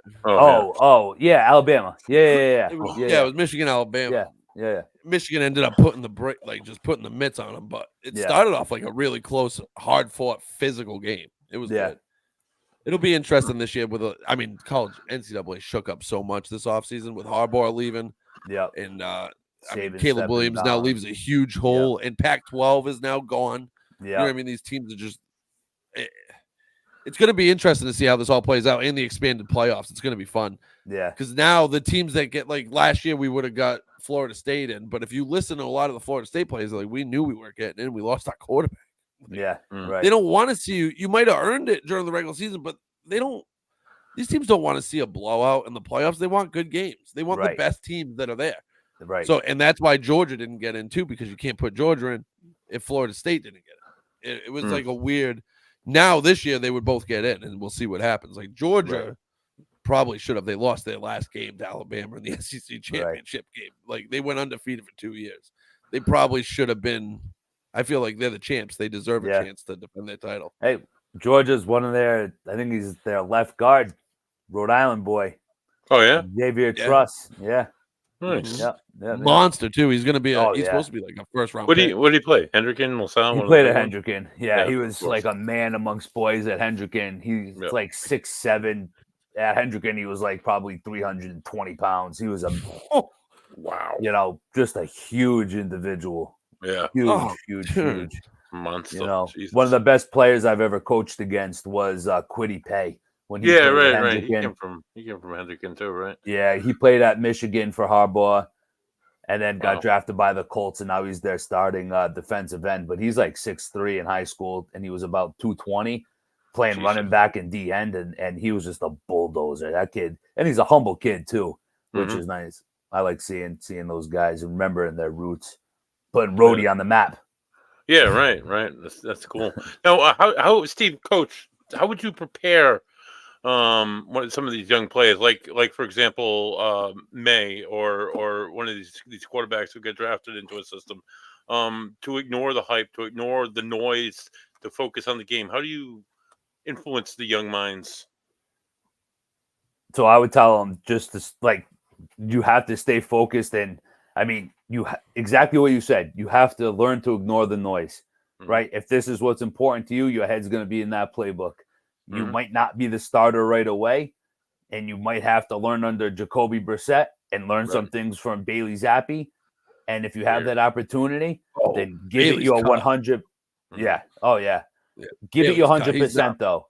Just if this is your thing, you have to dive in 100% and stay focused. Like Brady said, you got to be laser focused. If this is what you want, you need to be locked in. And if you're locked in, you're going to be able to ignore that noise. You won't hear that white noise, and you're going to be focused, and you're going to get the playbook, but give it time and be patient. So I think as a Pats fan, I think the best news I've heard since the draft was Drake Maye is already texting Jacoby Brissett asking him about the playbook. Yeah, that's awesome. That shows that they signed the right guy in Jacoby Brissett. You know what I mean? Like, absolutely. He's the perfect guy to mentor this kid and take him through the playbook. and B, it looks like they drafted the right kid with Drake Maye just diving head first. They're saying he's staying there till like 8:00 at night and then going home. Yeah, and it's then awesome. texting I the mean, coach. I was reading Like- reports saying that he was the best quarterback in the draft, the best NFL ready quarterback in the draft. But that's going to be hard to tell with this Patriots team when you have no offensive line. I don't I'm even not- want to see him play. Right. No, I'm not completely sold on Van Pelt and what he's going to bring to our offense. But Do they will have tell. any? Do they have the Patriots? They have support like that supporting veteran, that like solid veteran, like wide. They don't have a wide So receiver. now- They don't. Yeah, they No, have it's Juju. Well, yeah, I they think got- Juju's going to be a Juju. lot yeah, but better he's this year. yeah, I but think he's not Juju- like that typical Patriots guy, and that's why I think they brought Slater back as that assistant coach role. He's to me, I'm calling him the locker room coach. You know, because Yeah, he's right. going to get these players ready, hyped up, and get them to understand what the NFL is about, just for that younger generation. This I think this Patriots team and this rendition of the Patriots is going to upset a lot of old school Patriots fans because they are not going to be the Patriots teams of old. Oh God, no. Gerard Mayo is not. That locker room is going to be loose. Yes, like absolutely. I think these guys want to play for Mayo. I think Mayo was the right guy to replace Bill. I don't like that they did it, and I don't like how they've handled it since. Ugh. But Gerard Mayo is the right guy. Like there is no, he's been there. You know what I mean? He's been a player. He's been a coach there for so long. He knows his shit. Like I think Gerard Mayo's the right guy. We're gonna see how that locker room is. Like if they, once you start losing that locker room, it can go one of two ways. You know what I mean? It's Right. but One look at thing look at the Red Sox in the past when they lost Yeah. that clubhouse. Wow. They're drinking beer and eating chicken. Right. You Right. know, you don't want to do that. It's It's a fine line that you have to Yeah. walk if you're going to be a player's coach. Like, Absolutely. But and you they're know what? gonna Pete lose Carroll their was a games. player's coach, but he did it the right way. Pete Carroll coached the right way as a player's coach. What's in the Seattle, difference? not in New In England. Seattle. He did No, not in handle Seattle. it in New England. In Seattle, Yeah. 100%. I think he learned In New from England, he his was mistakes awful. in New England. Mhm. In New England, he that's did. where he learned and he grew, and he learned from Yeah. all that and brought his Yeah. newfound knowledge to Seattle and became a better Yeah, NFL coach. I But he think- did great at I think USC him- too. I think him going to USC was perfect for him because I think Yeah. he established a routine. He Yeah. got his style down. He was able to realize how he can reach players and not reach players, and how lenient he can be, and how he has to be stern and certain. I think he learned the right way to do it, Right. and I think he took that to Seattle and ran with it. Yeah, for sure. I can't Yeah. believe they let him go too. Everything I've read was that he wasn't ready to step down, and they made him step down. Yeah, it's a shame. They're trying to, you know what it is they're trying to He's get old. rid of all these old heads and add the new young blood.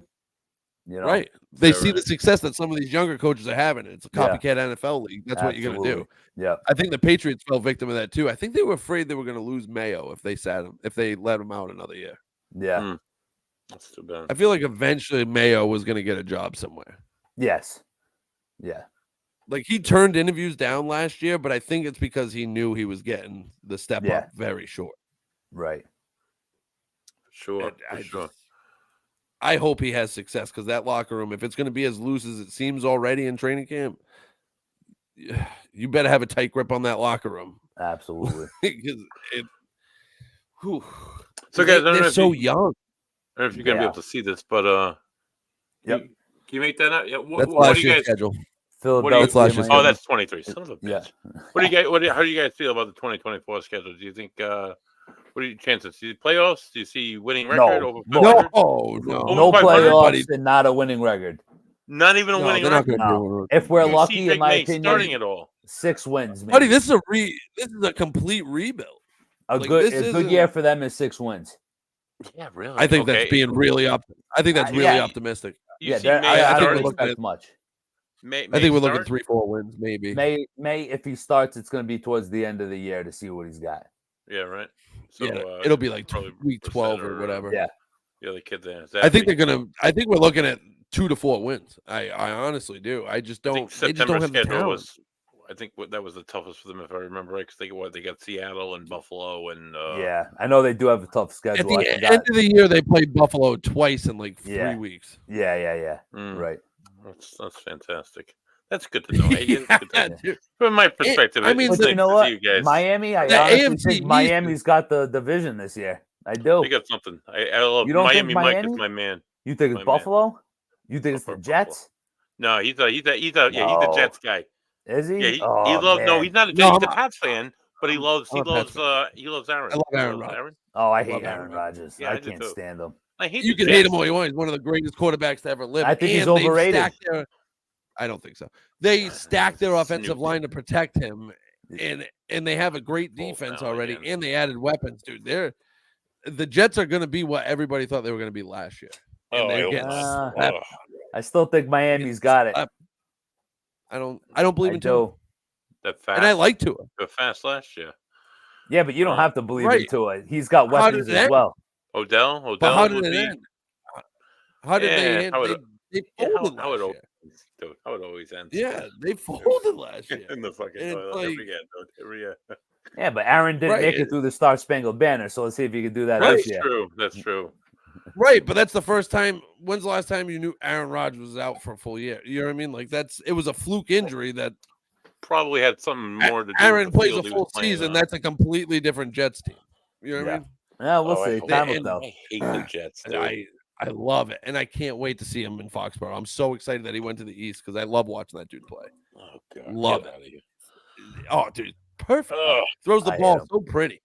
Yeah, he does You throw a hate him, nice but he's ball, nasty. but his defense is what helped him get to the Super Bowl. Yeah. Just like every other team in the history of the NFL.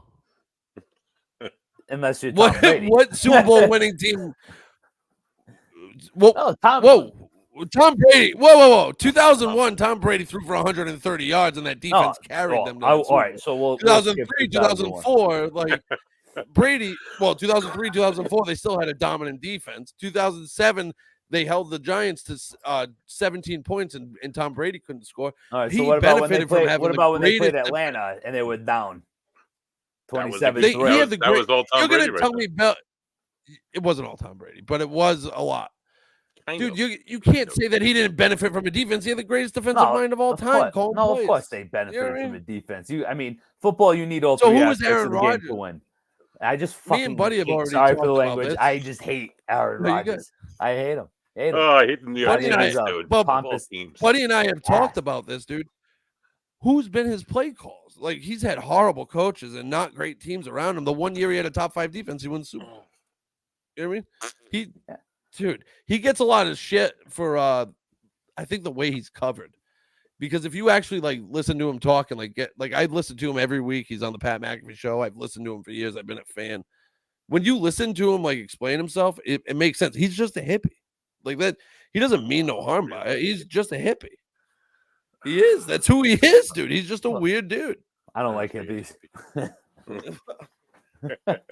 You are who you are. Jets. I Yeah. believe that as long as you're true to yourself and you're not being fake, then be whoever you want to be. And that he's just true to himself, dude. And people just don't like who he is. Like without actually knowing him, he's just a weirdo. I think the stuff he says gets taken out of context a lot. Yeah, they had that whole issue with his family, which I think irked me the wrong way too. Where I heard his parents or his siblings or some people in his family don't talk to him, or he doesn't reach out to them, or He doesn't talk to them. yeah, he doesn't talk to them at all. His brother robbed him. His brother robbed him.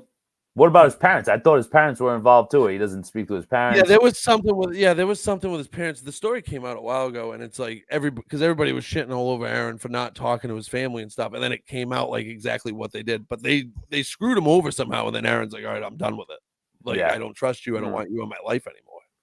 Can't blame a guy for that. You know what I mean? True. There's always 3 sides of the story. It's his side, their side, and the truth is somewhere. Right. You know what I mean? We'll Yeah, never yeah. know exactly what happened or anything like that. So that's the unfortunate part about that. That's too bad. Who's your football team, Steve? Are you a Pats fan? Oh yeah, big Pats fan.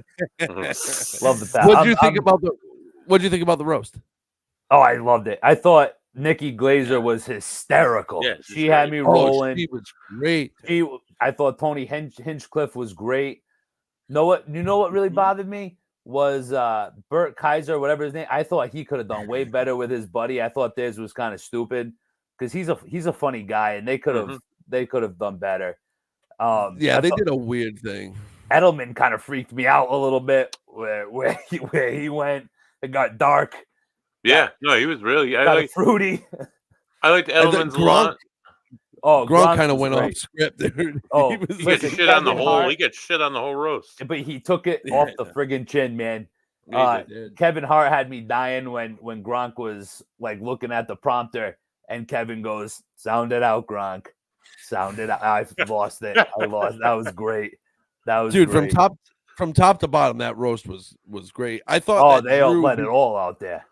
Drew was so dry that some people were like, yeah. oh, he bombed. Yeah. I'm like, dude, he was hilarious. If you know, I thought Drew, Ben Affleck was stupid too. Yeah. He was Yeah, out of he nowhere. didn't- Like that. Yeah. That was awful. I feel like they might have surprised him with it like last second, and he just Yeah, kind probably. of 'cause nailed it in. That was awful. Maybe. Awful. Yeah, I that think- seemed like an underproduced segment. You know what I mean? Yeah. It wasn't good. I think even I like like Belichick. I thought Belichick was funny. Belichick was great. You know, Dude, he and was then, great. and then they kept busting Belichick's balls too, and he was taking it off the chin too, which was great. And then cracking a smile and laughing was like a different side of the man you don't see. Right. Yeah, I mean, it was a little think that- staged. The whole shot thing with him and Kraft. Oh There was yeah, you some- could he tell he didn't- felt uncomfortable with that. Right. The few things that Yeah, looked a so little he fake. didn't know that Kraft was going to be there. Oh no, yeah. I didn't know that. So Edelman and Bledsoe did a podcast, obviously Edelman's podcast, and Yeah. they were talking about it. They were like, we didn't know that Robert was going to be here, and then he just popped up, like, and then everybody was like, and they So said that makes sense. when He Kraft, would they said have when, been on the stage if he was invited. I felt like. they said Right. when Kraft and Bill were in the same room together, you could feel the tension in the room. It was just Oh, really I awkward. bet. Yeah. Like, Two old Oh. guys fighting. Yeah. Kraft has done him dirty. Yeah. Robert Kraft fumbled this so bad, dude. Yes. You want to let him? I agree. All right, you want to let him go and move on to a new a new generation? Okay, that's fine. Just say we think it's time to move forward, and we think Mhm. Gerard Mayo is the guy to take us into the future. So we want to Right. start that process now. Right.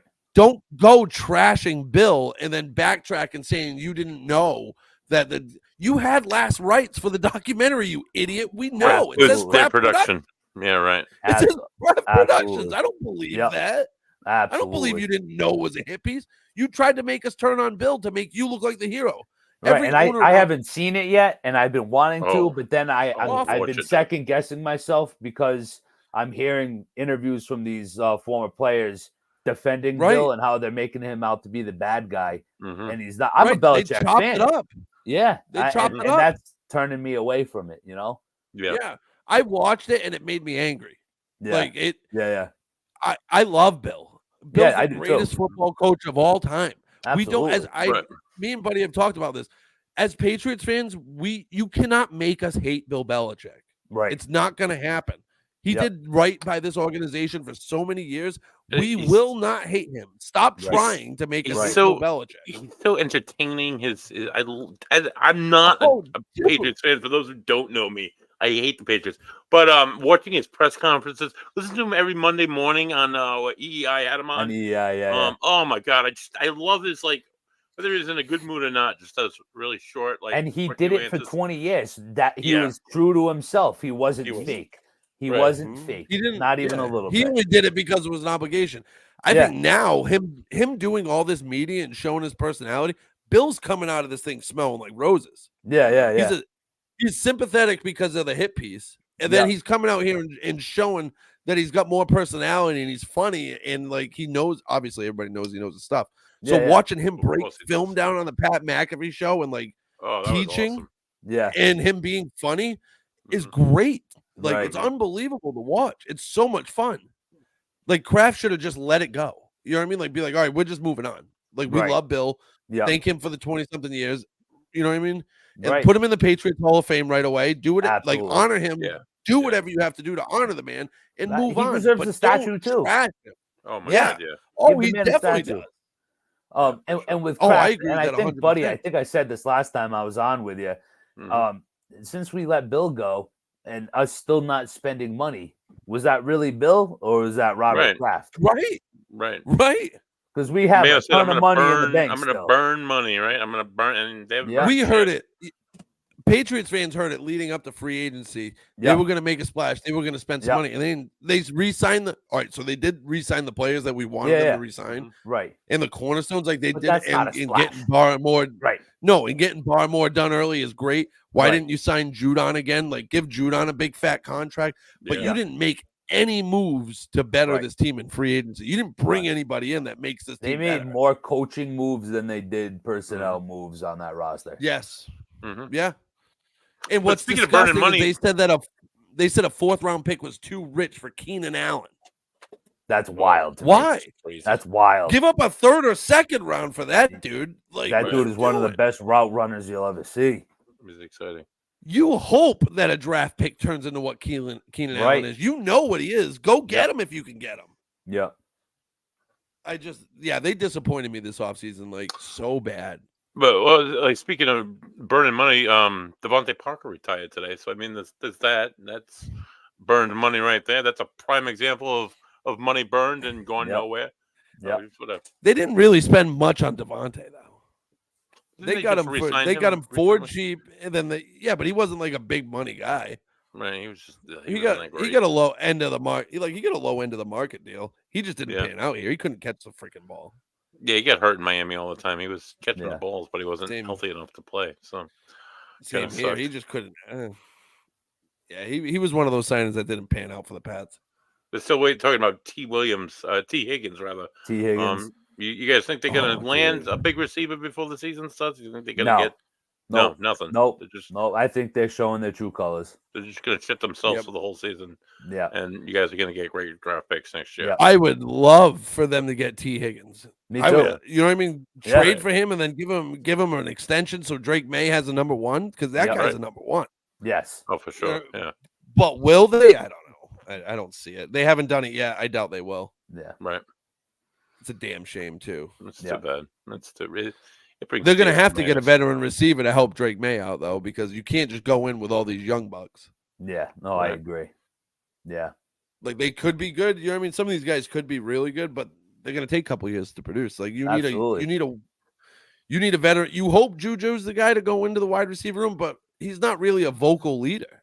Right. Like, he's one of those guys that does his job and does it well, but he's not going to mentor. Like, I don't know if he is, but it's never been known that Juju's one of those guys like to be a locker room leader.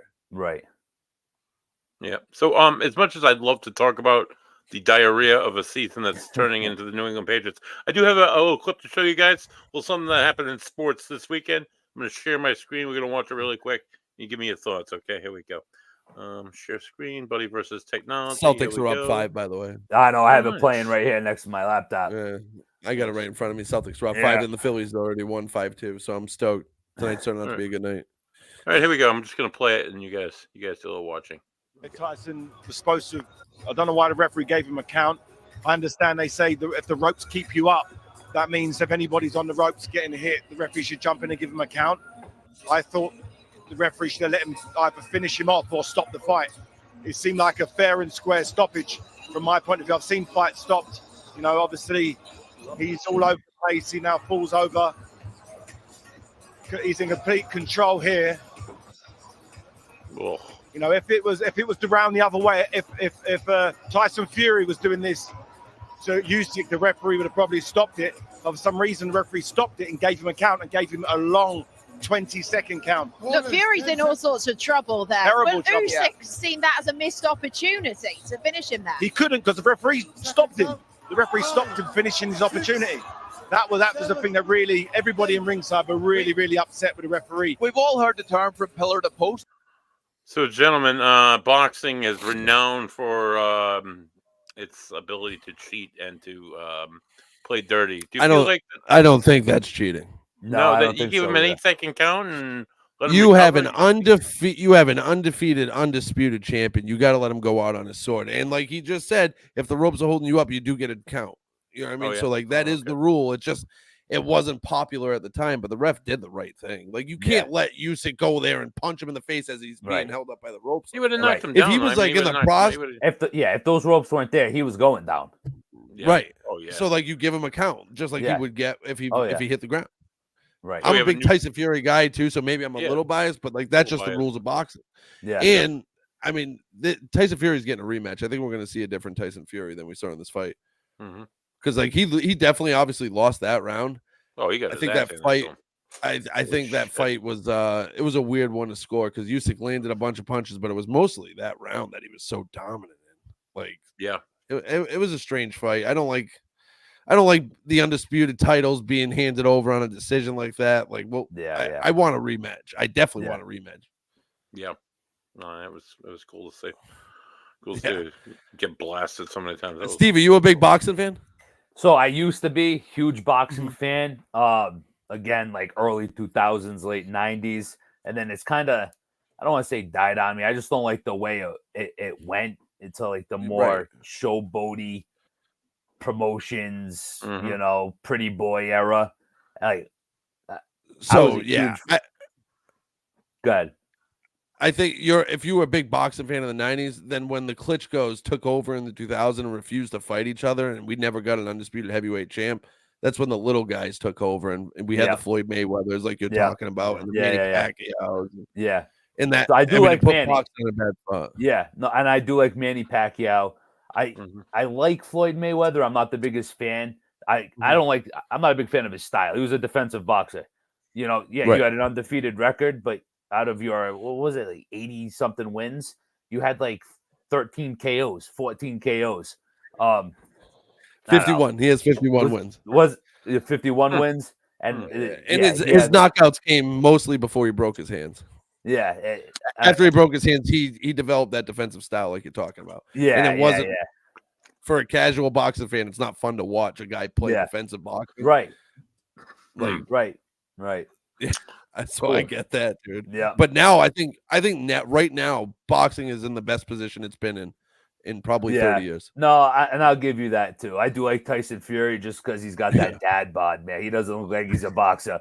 That dude's out there. Bad dude, he's too, man. Big guy. He's got big thing. Oh, he's a massive dude. He's huge. Oh yeah, dude. So it's fun to watch. It's fun to watch him, dude. Not only him, but even some of the other guys too. Like some of the young guys, like even Canelo, as he's aging now. Like a lot of these other guys are coming up, and I mean the Charlo brothers are fun to watch. I mean we got Bud that should be fighting. I would hope he's going to announce a fight soon. There's so many guys out there. Like Gervonta Davis is fun to watch. They're in a really good spot right now. I hope they do the right thing. I want to see a rematch. I don't want to see Usyk go fight some other scrub and then Tyson Fury to go fight another dude, because Tyson Fury's at the end of his career. He's probably got 3 fights left, maybe he said. Yeah. So like give him all the big. I want to see Usyk again, and then if he beats him, then go on to Joshua, then back to Usyk and finish the trilogy. Because if you go 1-1, you got to finish it out. I want to see Tyson Fury versus Anthony Joshua, especially that last Anthony Joshua that just showed up and he looked. That's another massive man too. That is the dude looks like a defensive end in the boxing ring. He is just jacked up. These heavyweights are huge. Deontay Wilder is huge. Yeah, Deontay Wilder is massive too. Yeah. These guys are all monsters, dude. I have a friend of mine who boxes out of Providence, or he used to box out of Providence. I think now he's out of West Virginia, but he's a ranked heavyweight, Giuseppe Cusimano, and I've watched him box a bunch of times, and he has one of the world titles. Like, you know, I think it's the NBA. He had that world title for a while, and dude, this dude, he's 6'5", and he trains with Deontay Wilder, and you could still see Wilder like. And it's like, dude, I know that this guy's huge. You know what I mean? Yeah. Deontay Wilder's even bigger. Holy crap, dude. These guys are they're huge. Yeah. And they hit like freight trains there. Oh, hell yeah. Right at you. Yeah. So what do you think of this Tyson Paul fight? I'm excited for Mike Tyson. So I don't know if you've seen the clip. There was one of the recent press conferences. One of the reporters asked Jake Paul just flat out. He's like, "When are you going to stop doing gimmick fights?" And then Jake Paul's like, "I think you just called Mike Tyson a gimmick." Yeah, like, I saw that clip. Yeah. But the look in Mike Tyson's eye is something that we haven't seen. And if that's what he's bringing to the table against Jake, good luck. Have you seen his training videos? It looks like he hasn't missed a step. Oh, not at all. Yeah. He is a savage still. It's sad that Jake Paul wants to fight a 58-year-old man, but you might have wanted to pick a different 58-year-old man, because I'm not sure that Mike And Tyson's now I not heard Jake Paul Yeah, doesn't have to kick wear your ass, headgear man. anymore. They made that ruling where he was gonna wear the headgear. Now he doesn't have to. Nice. So I'm, right. you want to be a boxer? Like, I'm all for it, man. Like, you made your money doing the YouTube thing. You did a hell of a job building that up. And now Right. you want to be do it the right way though. Go through the Right. shit like everybody else went through to get to where they're at. You know, He's Yeah, fought right. one those box. fights. He's fought like 2 boxers. One wasn't the last dude. He wasn't anything good. And then he fought Tyson Fury's brother, who's not even a great fighter in his own right, and he got outschooled by him. What do you think Mike Tyson's gonna do? Mike Tyson's head movements and his body movements are among the He's best still of got all it, man. time. Yeah, he still has it. And if he hits you with an uppercut, I just feel like he's gonna send Jake to a shadow realm. Oh, Like, Right. I hope it. I think everybody is on the same page and they all want Jake. But no matter what, you can say whatever you want. Everybody's gonna watch the fight. Oh, absolutely. You know what I mean? And it's on Netflix. Perfect. Right, which is Yeah. huge for The Netflix. best. Yeah. What a Yeah. get! Yeah. Like what a get for Netflix business wise to have this fight be their first live boxing fight. Right. That's Smart, awesome. really smart because You everybody don't wants pay to see Jake Paul ridiculous get money his through fight. pay-per-view and stuff like that. It's, Yeah. yeah, those days are going. Fuck you, pay-per-view. Give me Thank Netflix. God, dude. I know. I'm hoping that the ridiculous. UFC changes their style, but I don't think they will because they're making so much money right now. They're making a butt ton of money. Yeah. Mhm. Oh yeah. But dude, you have to be ESPN Plus subscriber, and then you still have to pay the $80, and they get it like every other week. Yeah. Oh, And Yeah. if you're a UFC fan, you don't want to miss it because they're putting out these cards that are just on the first weekend of June. I think it might be June 1st actually. You got Dustin Poirier, who it's going to be his last title match if he loses. Like he's not going to get back to that level, and a lot of UFC fans are excited. I'm excited because I like Dustin, Mhm. and he's fighting Islam, and Islam's dude. He is just a nightmare to face. He's unbelievable. It's going to be a good fight. Oh yeah. But then they're going to have another fight in like a couple weeks after that, and then the Conor McGregor fight's coming up, and oh boy. it's a lot. Oh, It's yeah. a lot as a Yeah. fan, dude. Are you a Yeah. UFC guy at all, Steve? I am. I don't watch it much anymore. It's tough to me to watch it nowadays, especially with my kids at home and everything. Mm. But Right. yeah, I do like you. To me, the UFC and mixed martial arts is like the last upbringing of the fighting in the Coliseum, gladiators. Oh. You know, Oh, it's, yeah. it's our era of gladiators.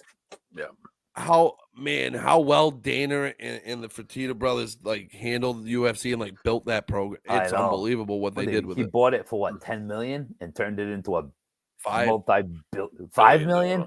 Oh, Wow. Yeah. that's wild. And what Dana said was essentially all they got in that. I've watched a lot on like Dana White, like that acquisition, and he said essentially all they got was the UFC name because the video game rights were already sold off. Like there was like a bunch of stuff that was already sold off, and all they got was the name, and they still were able to build this. Like Dana bought one thing back at a time, and built up these. So like, who knew that Joe Rogan would come out to be one of the best things that the UFC has ever done? I know, like him commentating. Yeah. You know what I mean? Yeah. And he did like the first 9 shows for free or something like that. He just wanted front row tickets for his friends. Like, the UFC, dude, they've come such a long martial arts. He practices himself. Dude's a beast himself. I think he's an avid kickboxer. Yeah, Dana said that he's the one that like helped him sign a bunch of the early talents. Oh wow! Like because he would just watch tapes and watch all of it. And then he was like, you gotta get this guy. You gotta get this guy. You gotta get this guy. You gotta watch Pride. You have to do this. Like right. And you know what I mean? Dana took his word and like signed a bunch of the dudes, and it took off. It's so much. I love the UFC. Love the UFC. It's wonderful. All right, gentlemen, I have another clip for you guys to watch. It's not it's a short clip. Something that happened here recently. The New England area caused a little bit of controversy. So we'll just Celtics are putting the mitts on them right now. Yep, 92-79. That got out of hand quick. No, it's tied at half. Yeah. Here we go, gentlemen.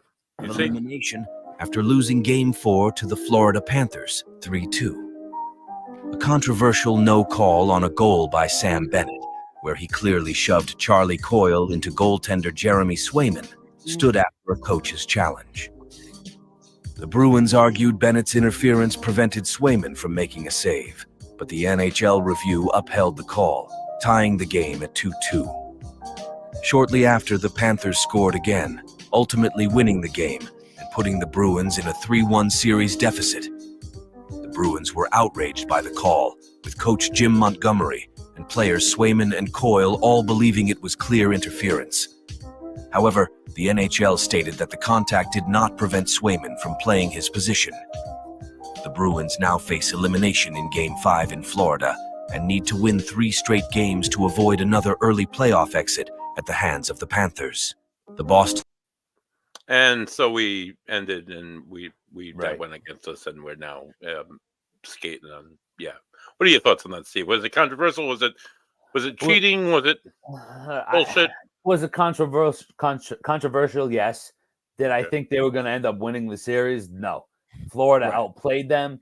Florida was 10 times more physical than that. It's like Boston didn't even want to show up to match their physicality alone. Right. And that's going to win that series against Boston. Boston doesn't have that man that's going to match that physicality and match up against those players and be that enforcer that they need.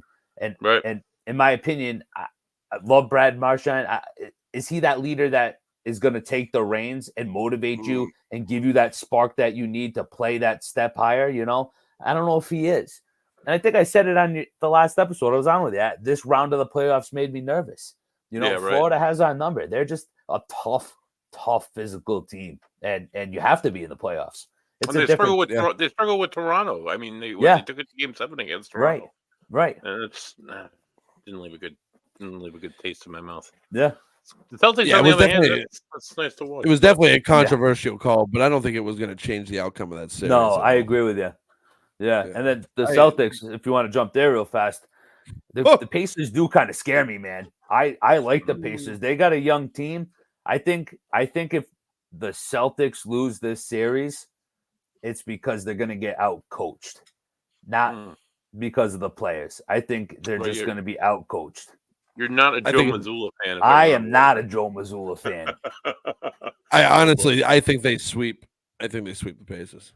You think they? I think they're going to go 6. I think you're going to get. Go 6. You're going to get Kristaps back probably Game 3. Yeah, Game 3. I'd be surprised if they don't sweep, then it'll be a gentleman's sweep and they'll get it in 5.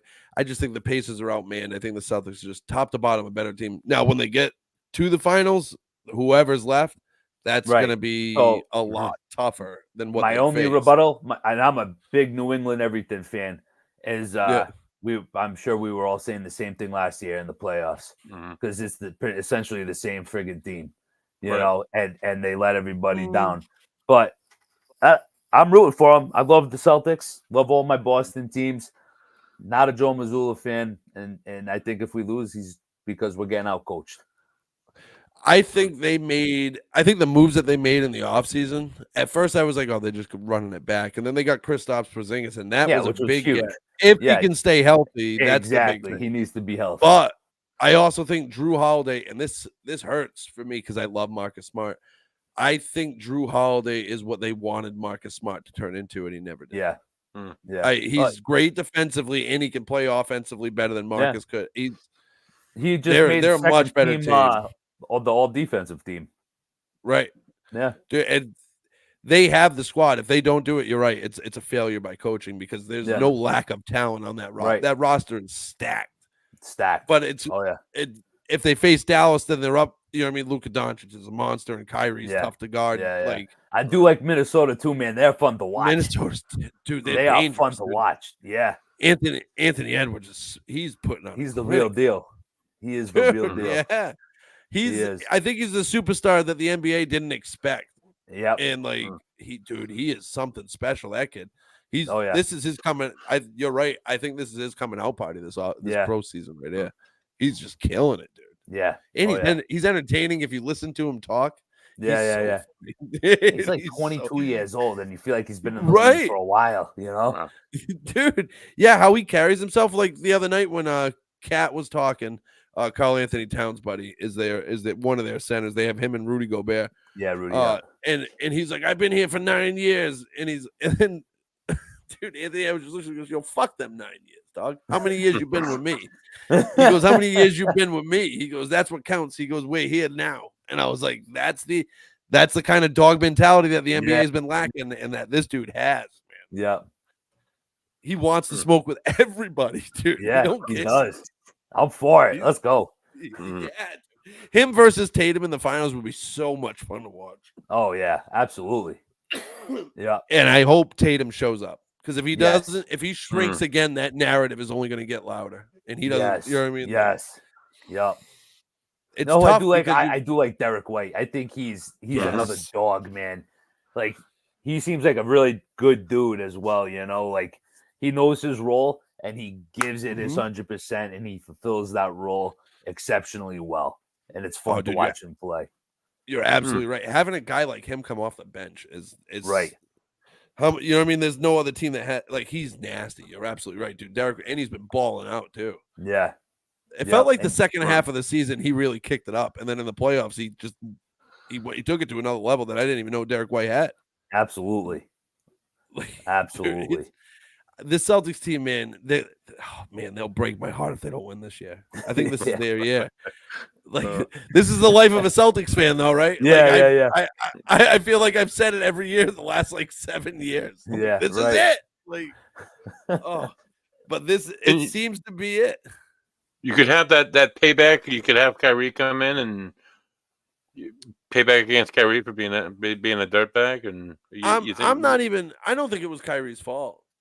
I just think it wasn't a good fit, and then he got run out of town.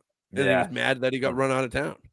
And you know what? I think when he was playing in Boston, I could be wrong, but I think he had some mental health issues he was definitely dealing with for sure. You know, not because he thinks the earth is flat. I just think he had some stuff going on upstairs that he didn't know how to occupy that space in his brain. You know, I think he's talked about that too, though. Like leaving LeBron and all that stuff. Like, I think you're spot on about that. Like, he was dealing with a lot. And then to be handed the keys to a franchise like the Celtics, right? Yeah, that's a lot, dude. Yes, absolutely. I think you're spot on about that. He was supposed to be the next savior, and I think that got to him. You know, yep. He didn't want to be known as LeBron's stepchild. You know, right. So as Celtics fans, who would you rather see them play in the finals? Seeing if they make it past the Pacers. Yeah, I want no part of Anthony Edwards. See, I want Minnesota. I do, just because I like Minnesota. But I want the challenge too. I don't want an easy road. I want them to earn the title. Oh no, I don't care. I don't care. Right down to game feels 7. a hell of a lot better playing against the best team out there. But I don't know. Whoever they play, it's gonna be fun. If they make it'll it be a good far. series. I think Minnesota makes a better series for them. Yeah, I think you're right absolutely. about because Dallas is good, but they're not as deep as Minnesota. Minnesota's deep. Right. I mean, they just beat the defending champs. You know what I mean? And did it with a 20-point deficit in the second half, like them coming back and winning game 7, and they earned it, dude. That was incredible. They're definitely the best team outside of the Celtics left in the playoffs. Like, out of the Final Four, that's the team. That's the team to worry about. Yeah, absolutely. And it's nice seeing new faces in the NBA Finals, man. It's nice seeing new faces in the playoffs. It's I think the last few years, dude, it's just been a rotation of teams, and that's perfect for the NBA because any team can just get, you know what I mean? You can build. Right. I think that's what every league wants, right? Right. Like, you want that parity. Yeah.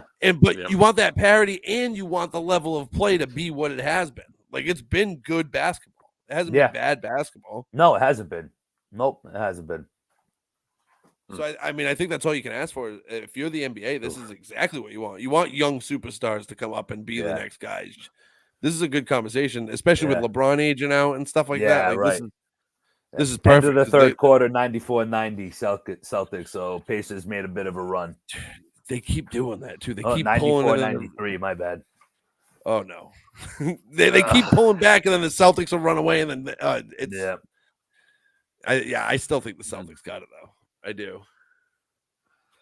I hope. If not, dude, I'm so in my opinion, the way basketball has gone, all you have to do is play a bit more defense, and you're gonna win games. That's Mhm. it. You guys are in the NBA. You're gonna score. You're gonna get buckets. Right. Play defense. You know, Right. I'm not saying that 90s Detroit Pistons era defense, you know, Oh yeah. Right. but play defense. And like they say, defense wins championships, man. That's it. Contest those Yeah. shots. Make them work for those shots. No easy buckets. Yeah, you're 100% right on that. I think that's when I think every year you see a team that like comes out, and Minnesota's playing that defense right now. Absolutely. Just Oh, yeah. timely defense, and they Yeah. they're And they play with killing it. tenacity. You know, you could even watching it on TV, you could feel that energy when they play. You know, you could feel that vibe when they're playing. Like, not only are they playing all around good basketball, but like they're fun to watch, and you can tell that they're having fun out there too. Yeah, I think that all starts with Anthony Edwards. Absolutely. That, you know, when he comes right down from the leader, and he's as intense as anybody. Dude. Absolutely. That's what I want to see out of Tatum.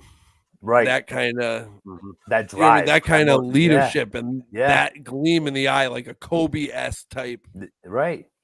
Like desire. I think. Yeah, he always just looks so blah. You know, he looks very nonchalant most of the time. Right. Which is fine, I guess, and like but you want to see some kind of fire. Like I want to see absolutely. Yeah, you gotta have that. You gotta play with enthusiasm and play with that fire, you know? Because when you're Jason Tatum, you are the leader of that team. That is your team. So you're gonna be the one that's gonna get your guys sparked up, get them fired up, get them going, get them motivated, want them to run through a friggin' wall for you. You know? So bring that tenacity, bring that energy, and then your guys are gonna follow your lead, and they're gonna feel it. You know, I think that's where the Marcus Smart trade helps Jason Tatum out, because I think before Marcus Smart was the vocal leader of that team, and now without him, now it's Jason Tatum, and like this is the first time in the playoffs we're gonna have to see Jason Tatum do that, because Marcus Smart was that guy. So I'm hoping that we get. I'm hoping he rises to the occasion, and he probably will. Yeah, he's a special player, but I just want to see it. Yeah, and he's young too, so he's learning as he goes as well. Right. It's crazy how much success he's had. Like how many Eastern Conference was it? 8 out of 9 or something like that. Eastern something Conference like that. Finals appearances. Like that's impressive, dude. Right. But you have to get there so many times and knock on the door. Eventually, you're gonna have to break through and win. Yes. Like, or that narrative becomes that you can't win. And right. It's a true narrative because you haven't won. Right. I just don't want them to fall into that. 94, 93. Yeah. Huh? Yeah. Caught up quick. They did. Celtics are favored by 10.5 over the Pacers. Would you get? Oh, Buddy Bird's technology. Like a lot. Oh, it's happening again. Yeah. Sorry. Dude, they were minus 1,000 for the series. I heard them talking about that earlier. Oh, wow. Yeah. Minus 1,000 to win the series. Really? I don't know if I'd I don't know if I'd bet for them to win by 11 because Indiana can score. But to win the series, it's pretty much a lock. You know what I mean? Yeah. Indiana can put up points. They were one of the highest scoring teams in the league.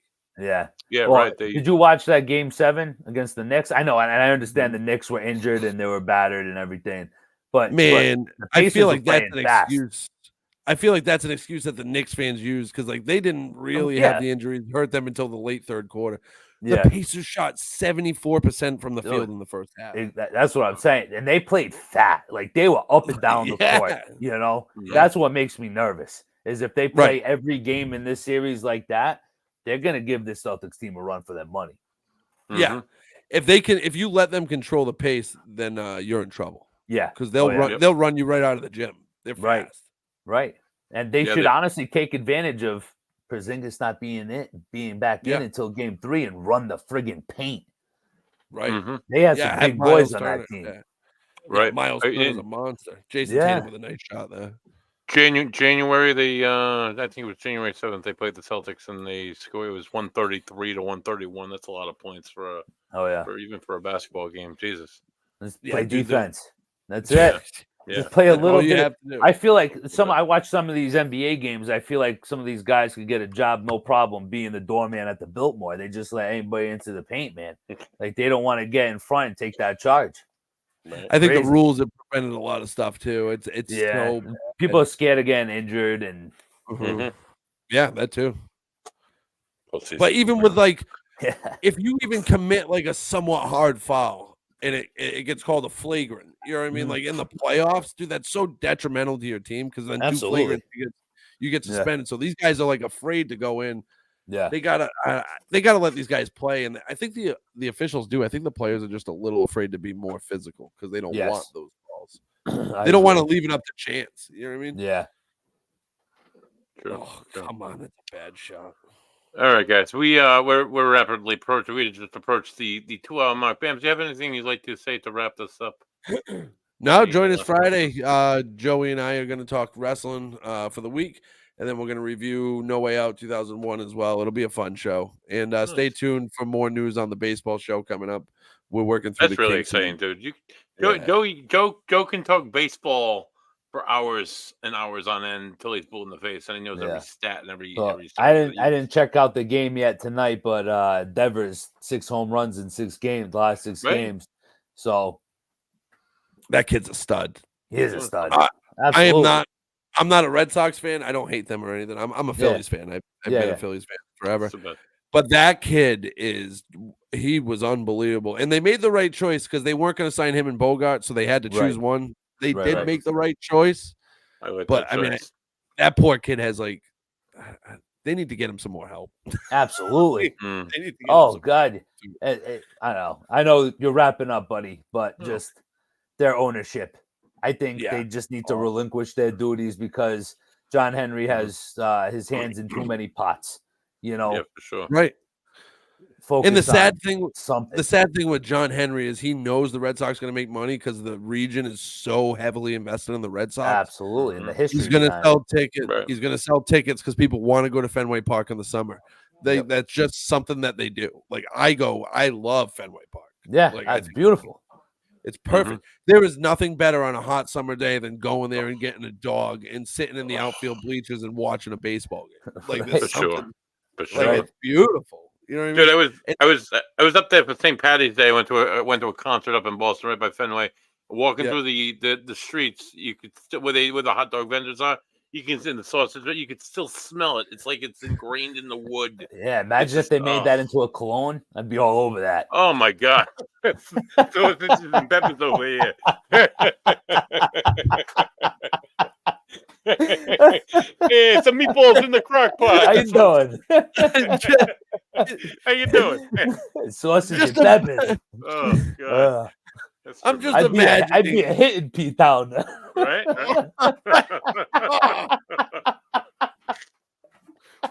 What's that smell? That's me. Oh, it's me. I get some, That's hey, how you me. doing? Hon? I smell like a foot long Italian. Yeah. How you doing? Ooh, have you been to Federal Hill? No, I'm wearing. Hey, how you doing? Oh, that's good. Oh, shit. Oh, that's wonderful. That's captures the pure smells of scenic That would be the Providence. funniest cologne. of Great. So June the 7th, you can catch us. Speaking of fine things to eat and drink, Three Dudes Brews on June the 6th. I think we're gonna premiere the second episode. Tune in for all the great beers and the great people at Smug Brewing. Next Tuesday we have a very special show for Memorial Day. We're doing the Ghost and the Goat visit. Have a night of mysteries at the museum. We're being joined by curator and president of the Varnum Memorial Armory, Patrick Donovan. He's going to take us into the museum. He's going to show us one of the best museums in New England, if not in the country. I mean, the Smithsonian's got all that, all that fun stuff too. But this is a really small area. A lot of Rhode Island military history. A lot of like uniforms, like just artifacts, people like diaries that people carried, letters that they sent home to their wives, from as early as pre-colonial till as late as the War on Terror. So there's awesome. every generation is represented. A lot of great stuff. You just you wouldn't even realize is still in existence, and it's housed here right in this place. This place is also has a few ghost stories, has a few like weird coincidences that are wrapped around it. Carl Jung did a whole thing with synchronicity years ago, kind of like it's like the living home of synchronicity. If you don't know anything about synchronicity, it's the subconscious connection to the universe. It's like weird things happen sometimes, and it happens there at that museum. So tune in next week, next Tuesday, live at 8 p.m. as me, myself, the Ghost, and Bams the Goat. We wander into the Varnum Memorial Armory for Mysteries at the Museum. For Connor Biddle, for Steve, for Bams the Goat, my name is Buddy. This has been the Ghost and the Goat, and it's been a great night. Have a good night. Thanks for joining us.